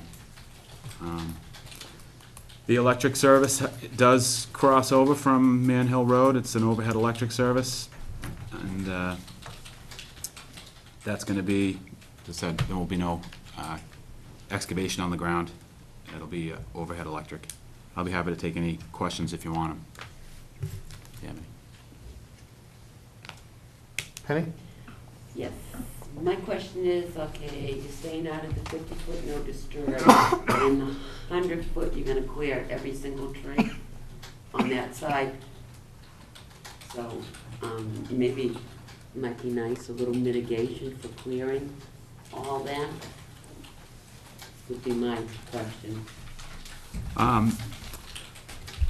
Well, we are leaving a 50-foot That's the no undisturbed, disturb, but undisturbed 100 natural. is still our jurisdiction. Correct. And we are, And you're gonna clear it all. we're utilizing that area to conform to your stormwater bylaw. Unfortunately, it's not a well-drained site. It's difficult to infiltrate the water here, so we need that area and volume to meet the regulations that you have in place for the stormwater. These applicants are gonna spend quite a bit of money to meet the stormwater regulations, and we're providing a treatment of runoff for the work that we're doing, and I would suggest that potentially that is our mitigation, that we're doing a pretty intricate drainage design to improve stormwater and groundwater runoff from the site. But you're doing what you have to do to build the house. Correct. You know, you have to do it. Correct. It's just a thought, thrown out there. Thought.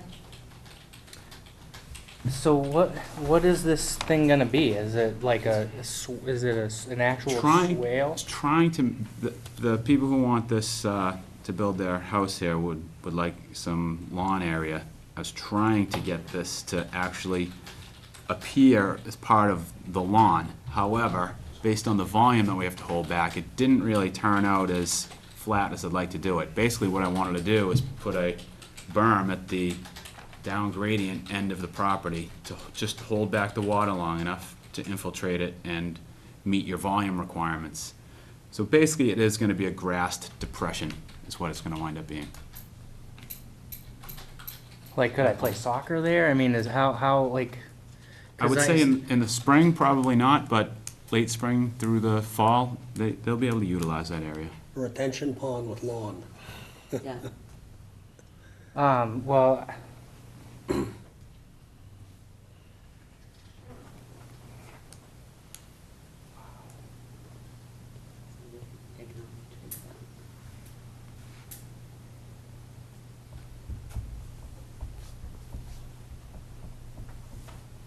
so, I mean, I just feel like there has to be some other way than to clear out that whole area. I mean,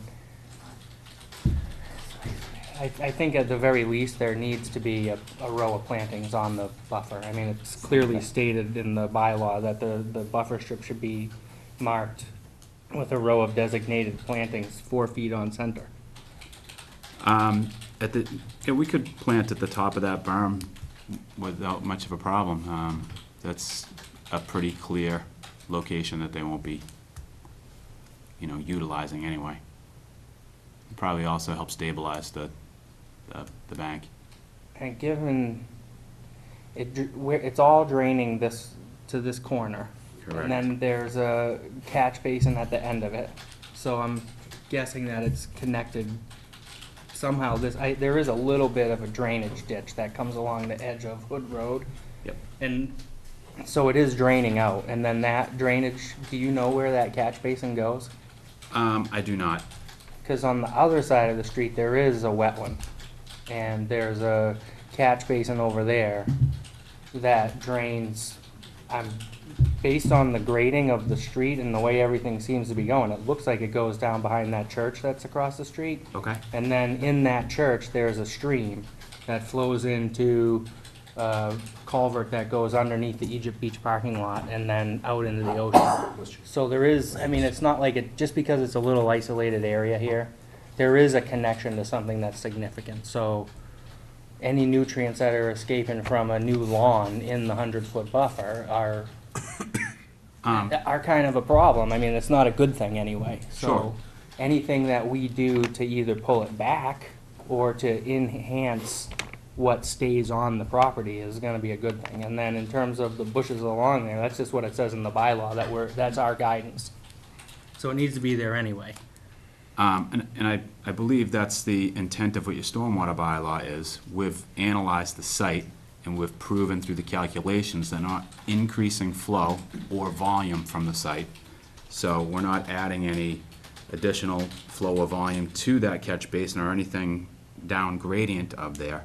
What we are proposing is to plant lawn in this area. However, we've also prepared this as a bioretention area. We're bringing in bioretention soil below the lawn, which will also remove nutrients and improve groundwater quality before infiltrating into the groundwater. So we are providing, mitigation or treatment for that runoff. All right, so I think I could be satisfied by the row of bushes on the whole 50-foot buffer on the property from end to end. Some wetland species. High bush blueberry is the common one that we get the most. Or So it would have to be a sweet wetland pepper bush. buffer. It would have to be a wetland buffer. We don't have wetland hydrology here. We might be able to even support a wetland Okay, plan. so So something, a a post and rail native. fence then? Oh. A post and rail fence or Well, the No, markers? he's saying he has other plant options. Oh, you that's have all. different bushes, I see. Yeah, Yeah. yeah. Oh, okay. Yeah. We'll come up with a native, probably something that's already here, that will just enhance that 50-foot buffer zone. Wait a second, Steve.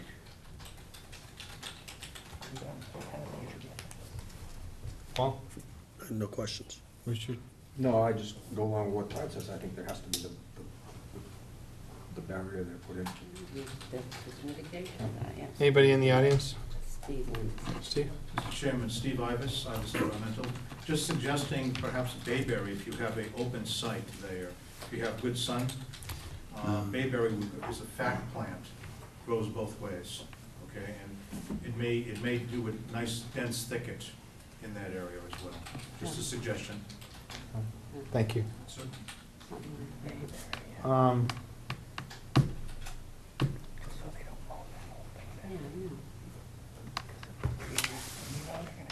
What section of the bylaw is that? Do you know that off? It's, yeah, it's in, sorry, No, no problem. it's under buffer strip.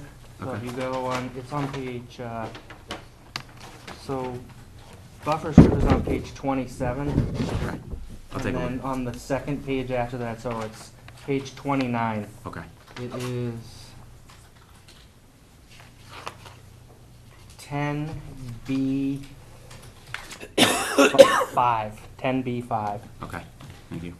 The reason that you didn't do this detention area in sort of the triangular pieces, because you'd have to remove a little bit more material.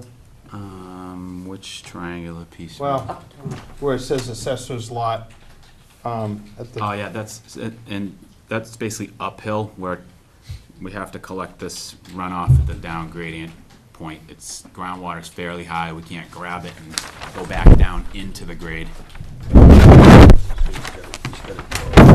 Right. We have to have a 2-foot separation of groundwater with the bottom of the system. It's physically impossible. Yep. Can we, possibly going along with the plantings, maybe we can mark out an area that, you've got a proposed tree line for that, so maybe we can work out something to keep that area natural as well. The triangle. Just sort of, Oh, the back triangle Yeah. again? Let's see. you're showing a sort of an area of clearing, right, on your plan? You're showing a proposed tree line? Correct, correct. So if we could get that piece to remain wooded, where you are taking out all that other Vegetation. vegetation as well. Give some thought to that.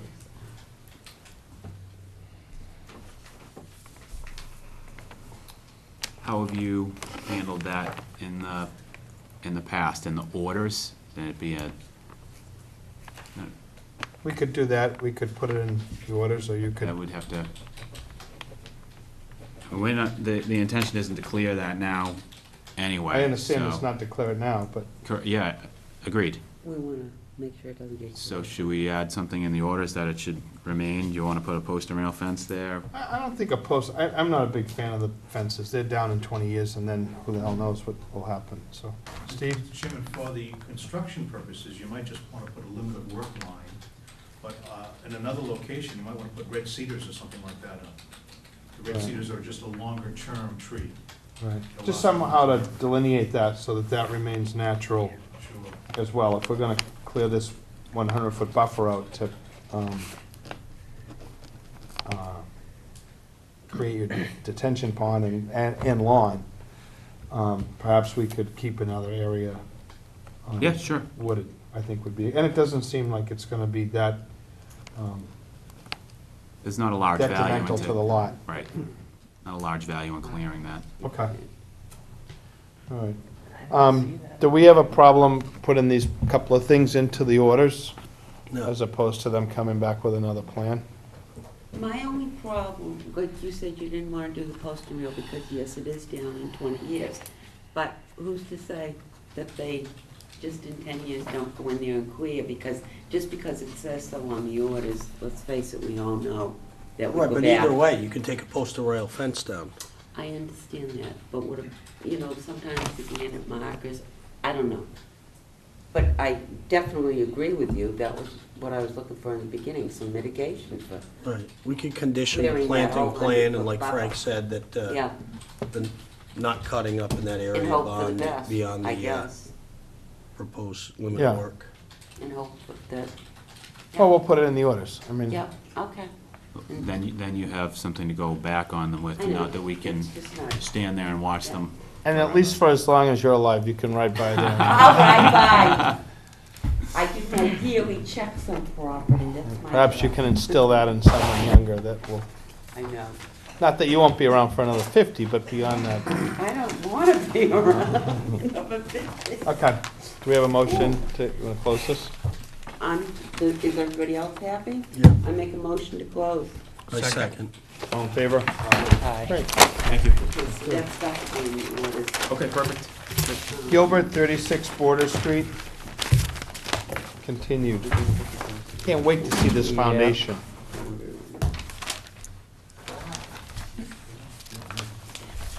It's open and airy.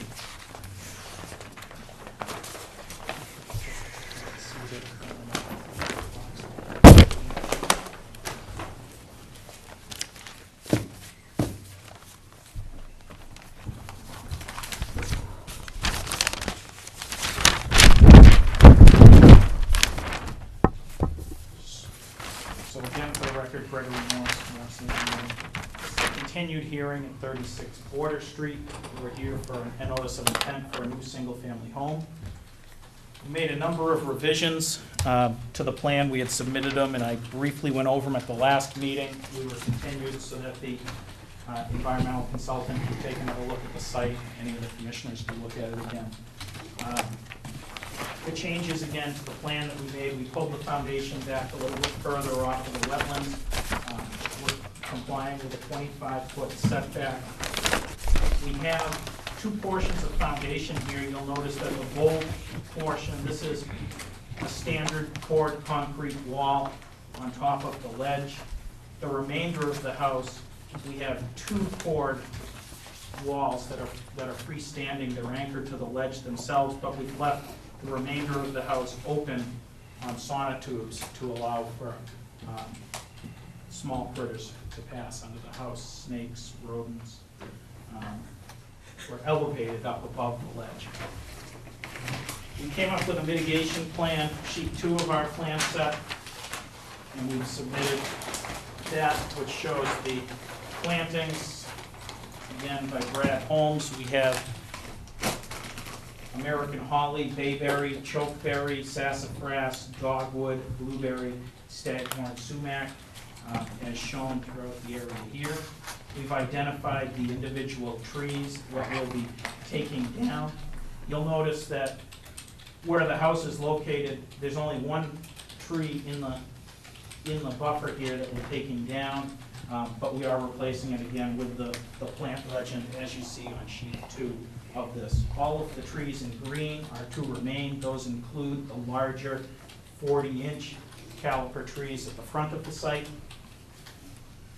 We have nesting boxes proposed to provide wildlife habitat around the dwelling as well. Again, the site was located, the house is located as far up gradient as we possibly could fit it. Majority of the house is over an existing ledge outcrop that's already impervious surface. And if you've been out there, you've seen that this area is it was semi-cleared at one point. There's not significant vegetation in that location, but most of the vegetation is smaller in size. We felt that it would warrant a variance from the 50-foot buffer requirements, and we provided that in our letter to you November 30th. And I'll turn it over for Mr. Ivis's comments or your questions. Why don't we start with Steve? Yes, Mr. Chairman. Is that okay? Yeah. Yes, I looked through the entire series of wetland flags and found them exactly in the correct spots. We had a problem with the location of the intermittent stream at one time. That has been also changed. You should have mentioned that, Greg, as well. The intermittent stream is now in the correct location. And there is, if I may come up here, there is an intermittent stream in this location here. And what it does is brings storm drainage from this area of the wetland here around the entire site and down back, and in fact it goes into a culvert and across Border Street here, out onto the marsh. Is it on a state map? Pardon? Is it No. on state now? No, actually, it's constructed, it's obviously man-made. Right. For drainage at some point in the future, I mean, in the past.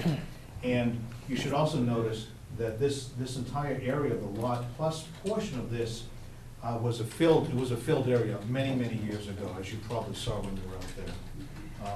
And this will assist with the invasive species that are currently presently there. In fact, it's almost 100% invasive species on site presently. And hopefully this will change that to a more native vegetation pattern. So I'm very happy with the plan and actually the replication plan as well. I remember that Ms. Gilbert asked if she could add some raspberries in this area, and I said, absolutely. It will take the place of the other invasive blackberries that are there presently. And so if they were just allowed to grow wild and you don't mow that area, the raspberries will just do fine, even the cultivated raspberries. Okay. What's down the other end of the table? No, I like the revisions very much. I still hate to see all the trees in red go, but I think it's been mitigated very well. Looks good. Todd? I think it's fine. It's difficult. It's definitely a difficult decision to make. I'd like to thank Mr. Ivas, though. His comments and his time out there was really well done and professional. Mr. Chairman, one more suggestion, that there be in the order of conditions, just a request to have the trees that are in green on the site listed and perhaps numbered or something on the trees. There's some small aluminum tags you can actually put on trees with aluminum nails, so that if they ever get taken down in the far future, the chainsaws will go through them. But just to number them and just record them so that they stay on the site, that's all. Okay. Just a suggestion for an order. Penny? What was the botanist thing? I'm sorry, did we go away from the botanist being on site during the clearing, or are we, We can put that in the No. orders. Oh, you should have that in Yeah, order. we can We- put all that right. in orders. This is a difficult site. You are in the 50-foot buffer. I know it's ledge outcropping. But I have to say, from being out there with Steve and walking the property, it is very unique. And you have all come up with a really good solution to keeping it as natural as possible.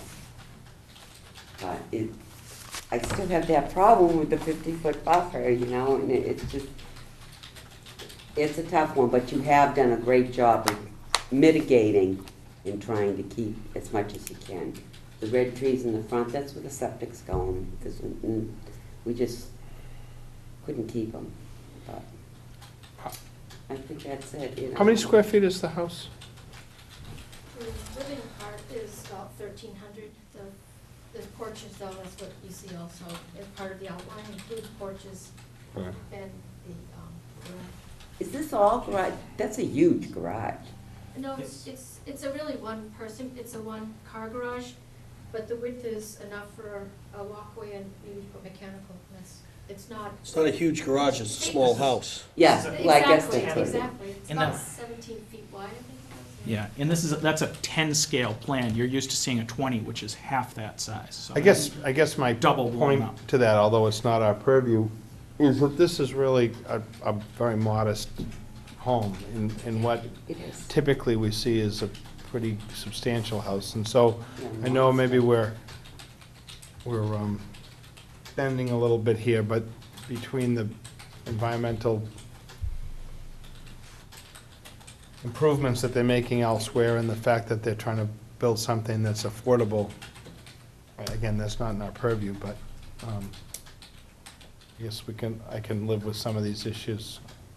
That's it. If you would walk the property and as we were going over it, and if the raspberry bushes are planted out amongst those trees and stuff, they're doing, we might have another piece of land where they're completely out of the 50-foot buffer, but they're not doing as much as this plan shows being done for the environment. What's the back of butter on that property? The rear abutter to this? Yeah. It's King's Preserve that. It's not the house. town. No. No, it's not the town. No, it's not. West, East Cape? There's, there's a Okay. house. I mean, we have open space back there, the town, but it's not, It's No, well- no, it's well I- beyond. yeah. This is Nagel, out behind the Nagel property would be the town It's property. that Okay. second road in to the King's Preserve. And it's, the other properties also are probably 10 or 15 feet higher. Oh, yeah. Yeah, in Right. elevation, sure. Maybe, Yeah. maybe even 25. more. Yeah. 25? Yeah, Yeah, quite possible. But it's high, yeah. Right. yeah. So- no, what you're interested in, the environment, as we go forward, we're gonna be putting trails and stuff into the, Going to Hubble? The Hubble. Hubble property that we purchased, so we could, yeah. I just want to come to the yards to get to Hubble. you can work on that, but we'll be looking for participation Oh, From the people up there. in that. Okay, All right, do you want to close it? I have a motion to close. Yeah, I'll make a motion to close. Anybody in the audience, anybody else? A second. All in favor? Aye. Thank you. Thank you. Amendment RJB Development Corp. Yeah. / Berwick, 513 First Parish Road, Catch Basin. On December 17th, 2012, 7:05 PM, somehow we got away from getting out of here early. Town Hall, Scituate Conservation Commission will hold a wetlands hearing under Chapter 131, Section 40 of the Massachusetts General Laws and Section 30700 Town of Scituate Code of Bylaws to amend the order of conditions issued under DEP file number 68-2374 regarding the application of RJB Development Corp. Robert Berwick for the installation of a catch basin in front of property located at 513 First Parish Road. Scituate abutters and other interested parties are invited to attend.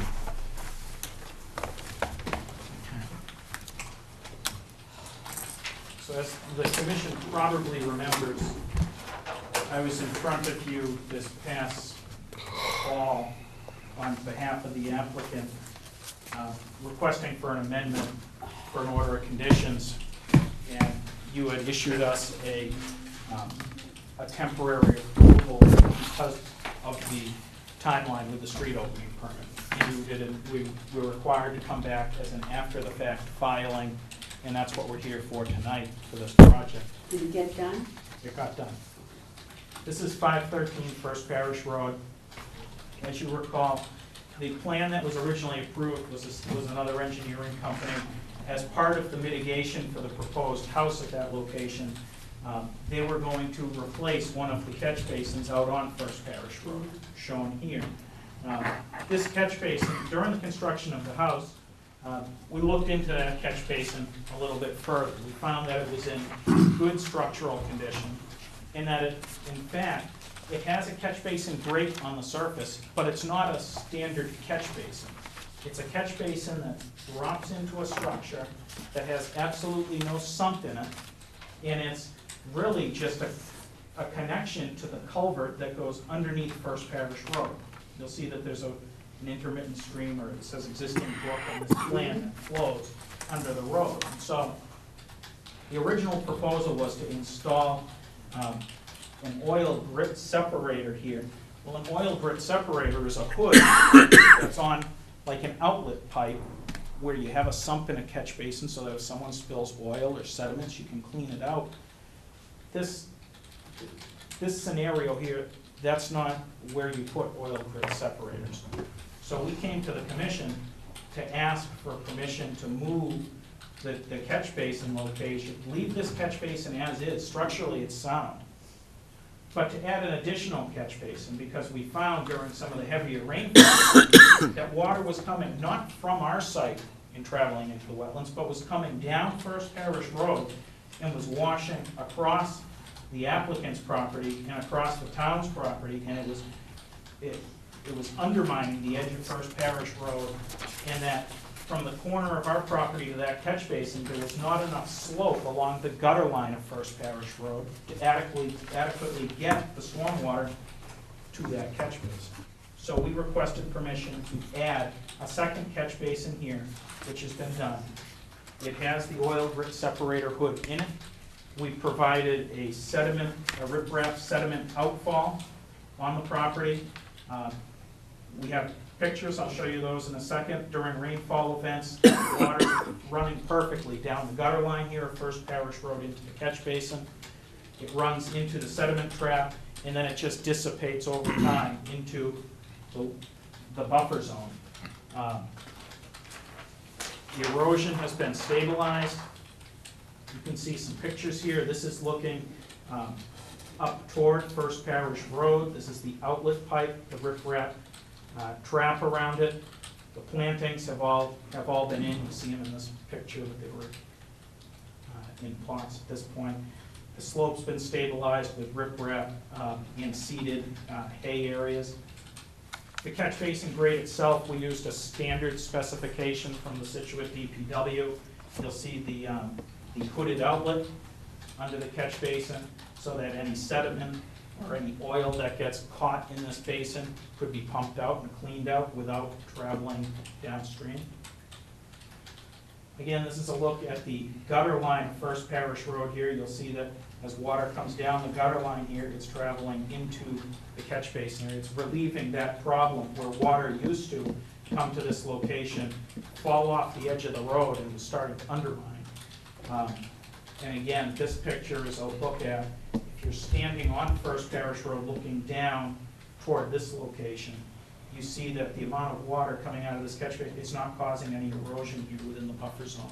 You know, the riprap that we've provided is, and the plantings that we've provided are handling the flows appropriately and dissipating the energy. So we're requesting an amendment to the order of conditions so that when we ultimately go for a certificate of compliance, the amendment would be on record and we can show compliance. Penny?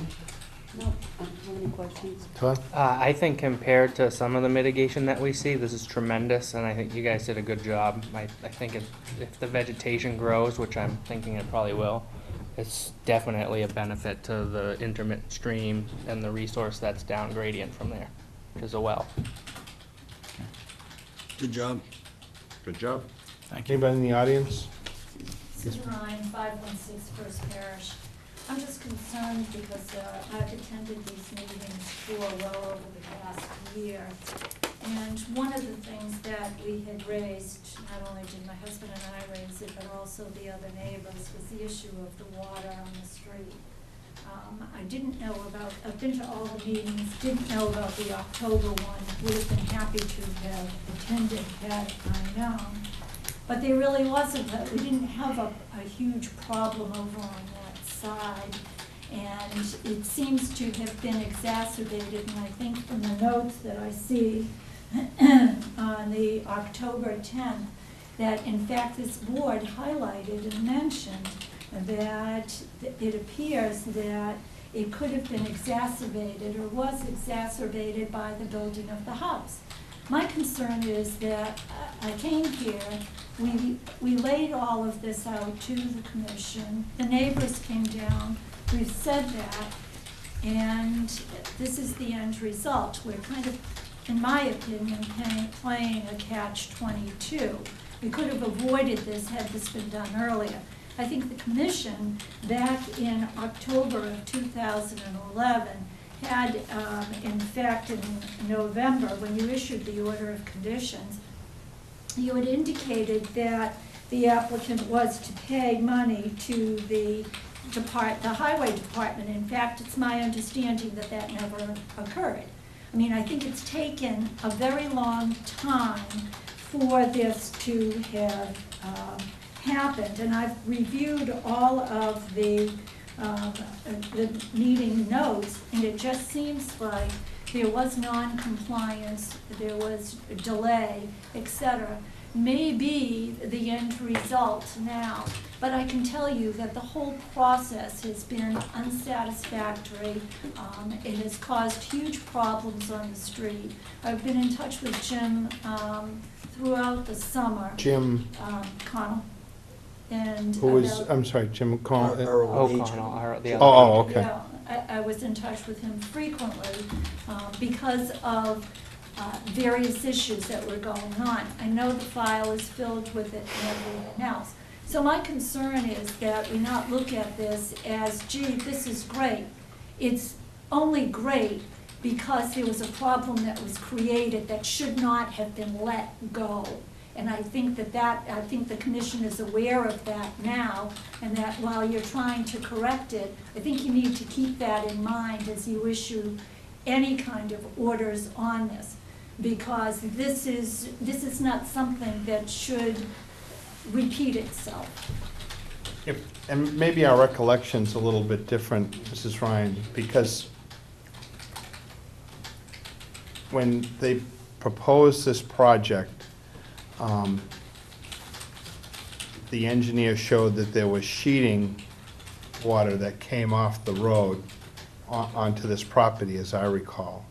I think, honestly, I think that was not, that was what they actually showed that did not happen. It was the neighbors who brought that to the attention.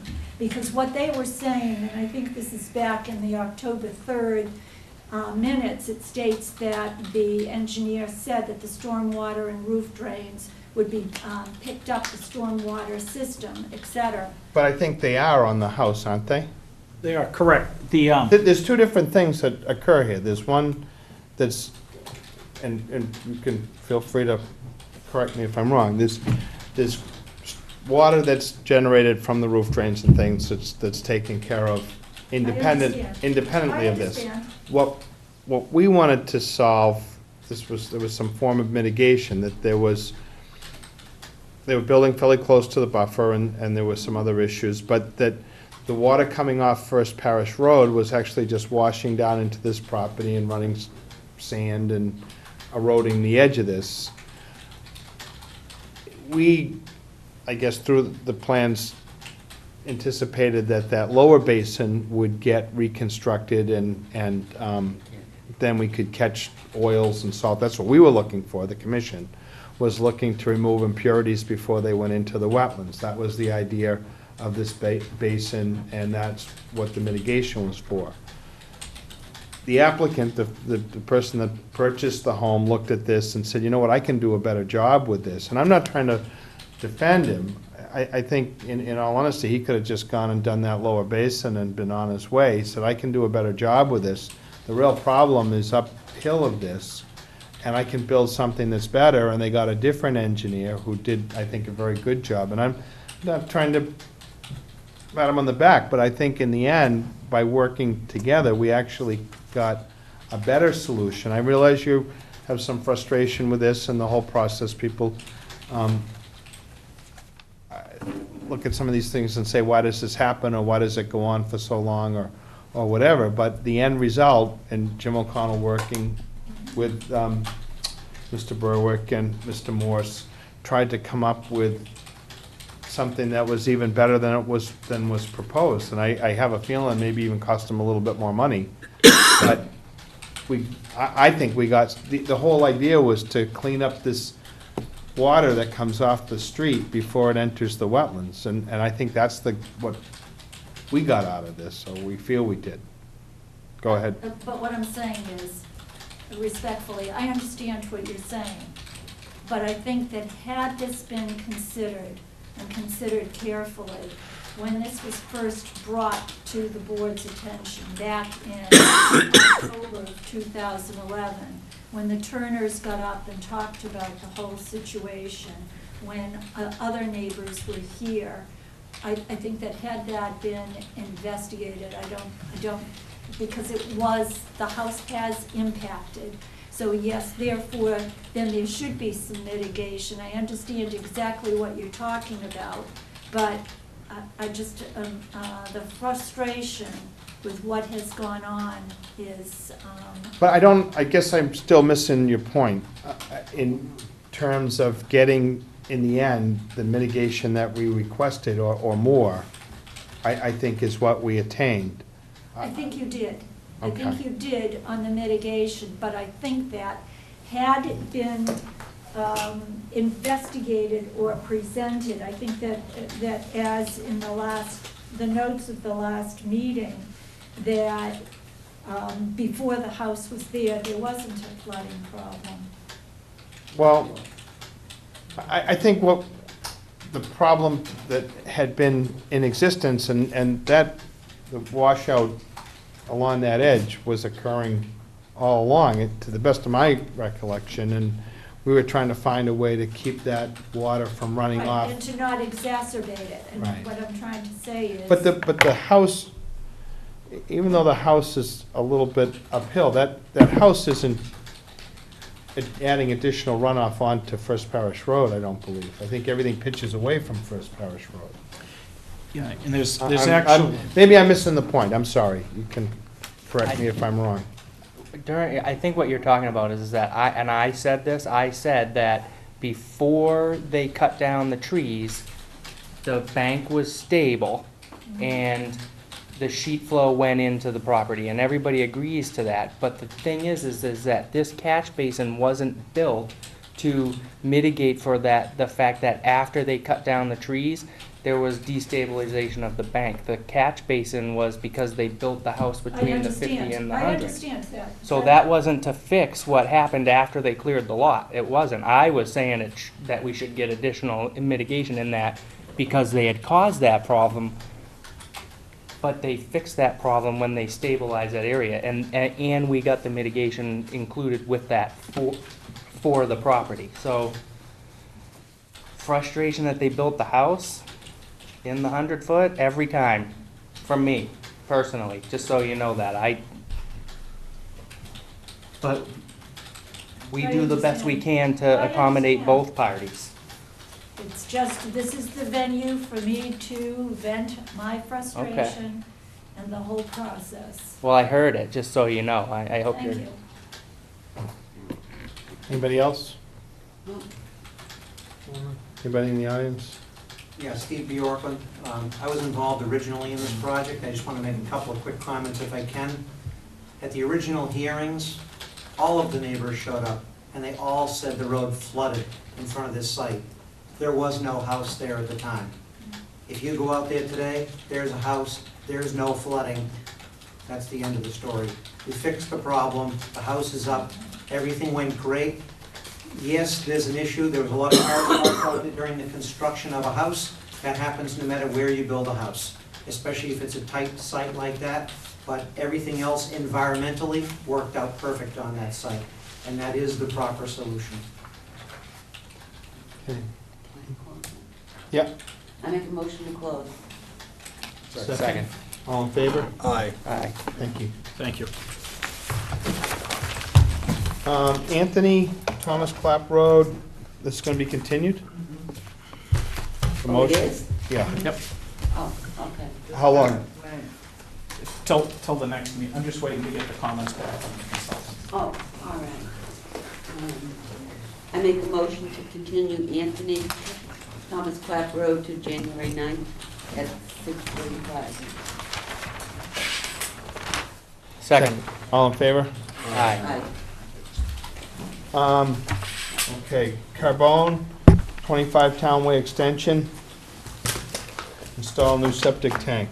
On December 17th, 7:15 PM, the Town Hall Scituate Conservation Commission will hold a wetlands hearing under Chapter 131, Section 40 of the Massachusetts General Laws and Section 30700 Town of Scituate Code of Bylaws regarding the application of Donald Carbone to install a septic tank on property located at 25 Townway Extension. Scituate abutters and other interested parties are invited to attend. Mr. Crawford? Yes. Your state.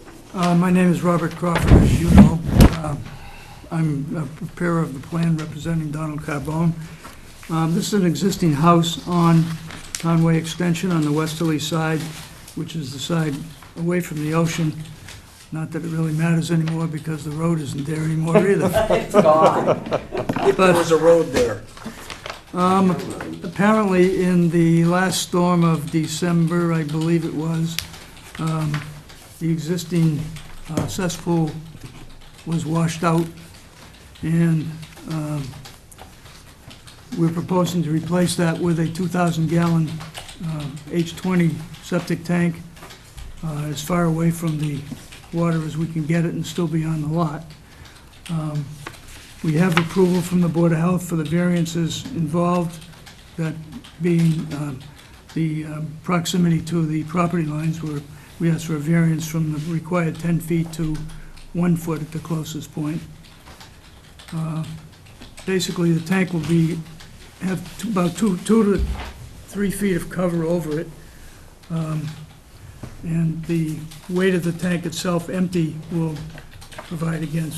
prevent uplift of it due to water. The state, I contacted the state, and this is one of the few tanks, they do allow tight tanks in a V zone, which this is. The elevation of the zone is elevation 18 where the house is, and it's about half 18 and half 17 on the, where the tank is being located. Try to answer any questions you have.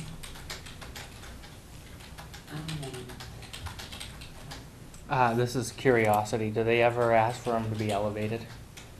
Like tight tanks They don't on a- require them to be, if it was a septic tank with a leaching facility, they would require the tank to be elevated. But where it's a tight tank, they don't. I don't understand the logic, but Seems like a great place for a septic. Same thing, just a curiosity question. When people have these, like a 3-bedroom house with a 2,000-gallon tank, how often would they have to get that pumped? well, it depends upon the flow. I mean, I would, Right, but I mean, the average, is this, I you would pump it guess- once a week? Do you pump it every day? well, this is an existing 2-bedroom house, which would, if everything were running, it would generate 220 gallons per day.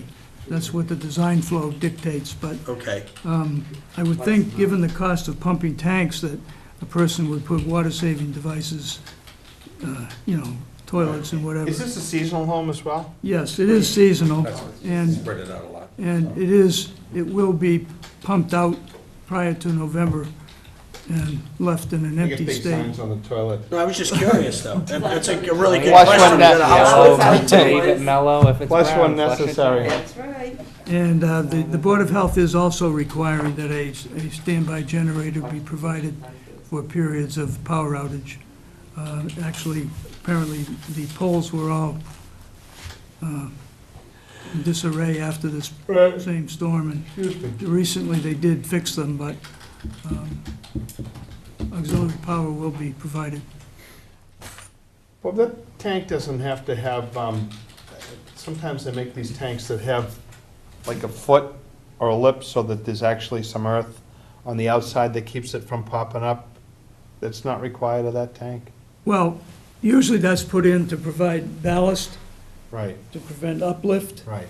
but the weight of this tank, being heavy-duty, takes care of that without having the extended base. Really? Okay.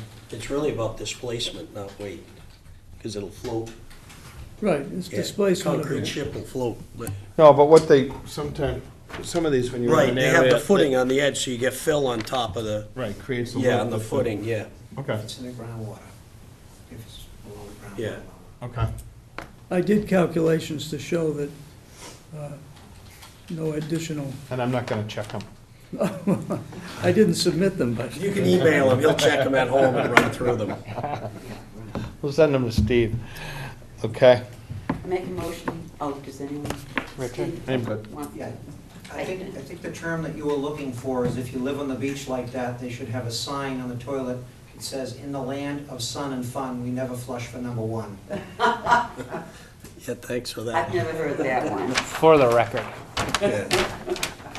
Make a motion to close. Fast. before you vote, Yes, sir. I think it would be prudent on my part, just because I haven't got state approval at this point, Yeah. to ask to continue it until such time as I do get that. I have town approval, but Oh, not you state don't approval. have Yeah, the tight tank requires Right. DEP approval. I make a motion, 2 weeks? It's 3 anyway. It's either the 9th or the 23rd. Third, you have a choice. The 9th. The ninth? No, I think we'd be better off doing the 23rd. Okay, I make a motion to continue Carbone 25. I second. All in favor? January 23rd. Right. You're a rush here, boy. Well, Efficient, I'm efficient. You're very efficient. it looked like we were gonna be out of here, 6:35. done and When you gone. look at it, yeah. Yeah, I know. so we can't give Carol such a bad time about putting those times Oh, on the the- minute, the minute. What are you doing now? Nothing, just. You were right, I'm Carol. saying you were right. Yeah. Of course she was right. Thank you. Paul just jumped the gun a little on that. You're welcome, have a nice Thank holiday. I just want a system that always works. A So, system that often works. Okay, anybody else with any, Um, go ahead. No. No, I guess. Actually, I did have a question. Fire away. When I was over at the Man Hill and Hood Road there, right at the end of Hood Road and Hatherley, they're building a house right there. Yeah, And when, it was raining when I was up there, and they're not under our jurisdiction, that I don't believe, but there was quite a bit of sediment coming off of their site, running into the street and going down in the drain, and they do have erosion Yeah. controls. I was just wondering, who Planning does? board. Send Laura a letter.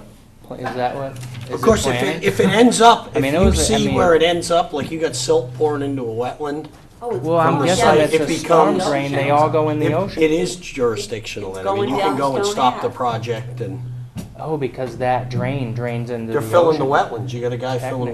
wetlands with silt, yeah. I mean, it's supposed You'd wanna to knock on his rain door. and rain and rain tonight like hard, so I'm guessing, I was just curious. No, you're right. I'm not Yeah. the, I don't wanna. No, but actually, they are under the stormwater, bylaw, and the planning board oversees that on that, so they should make sure that there's some, stabilization. Call Bill when you get home and tell him to get down there. No, why don't we just, yeah, please, Yeah, that's, thank you. That's a good point. I was mostly, I was like, I didn't know whose job that was, if it wasn't ours. But planning You and is Laura the answer. can, are you, who's Yeah, looking into I that know one? Laura, I know. Oh, yeah, I guess I can. So there you go. That's awesome, thanks. You can check on that, and she can check on that, and you guys will, Yeah. All right, so I make a motion to close the hearing, I Yeah. second that one. second. all in favor? Aye. We're done. Merry Christmas, happy holidays, everyone. Go to the minutes. Oh, go ahead. Yeah, you already. We already closed. Go next meeting. That'll just take longer.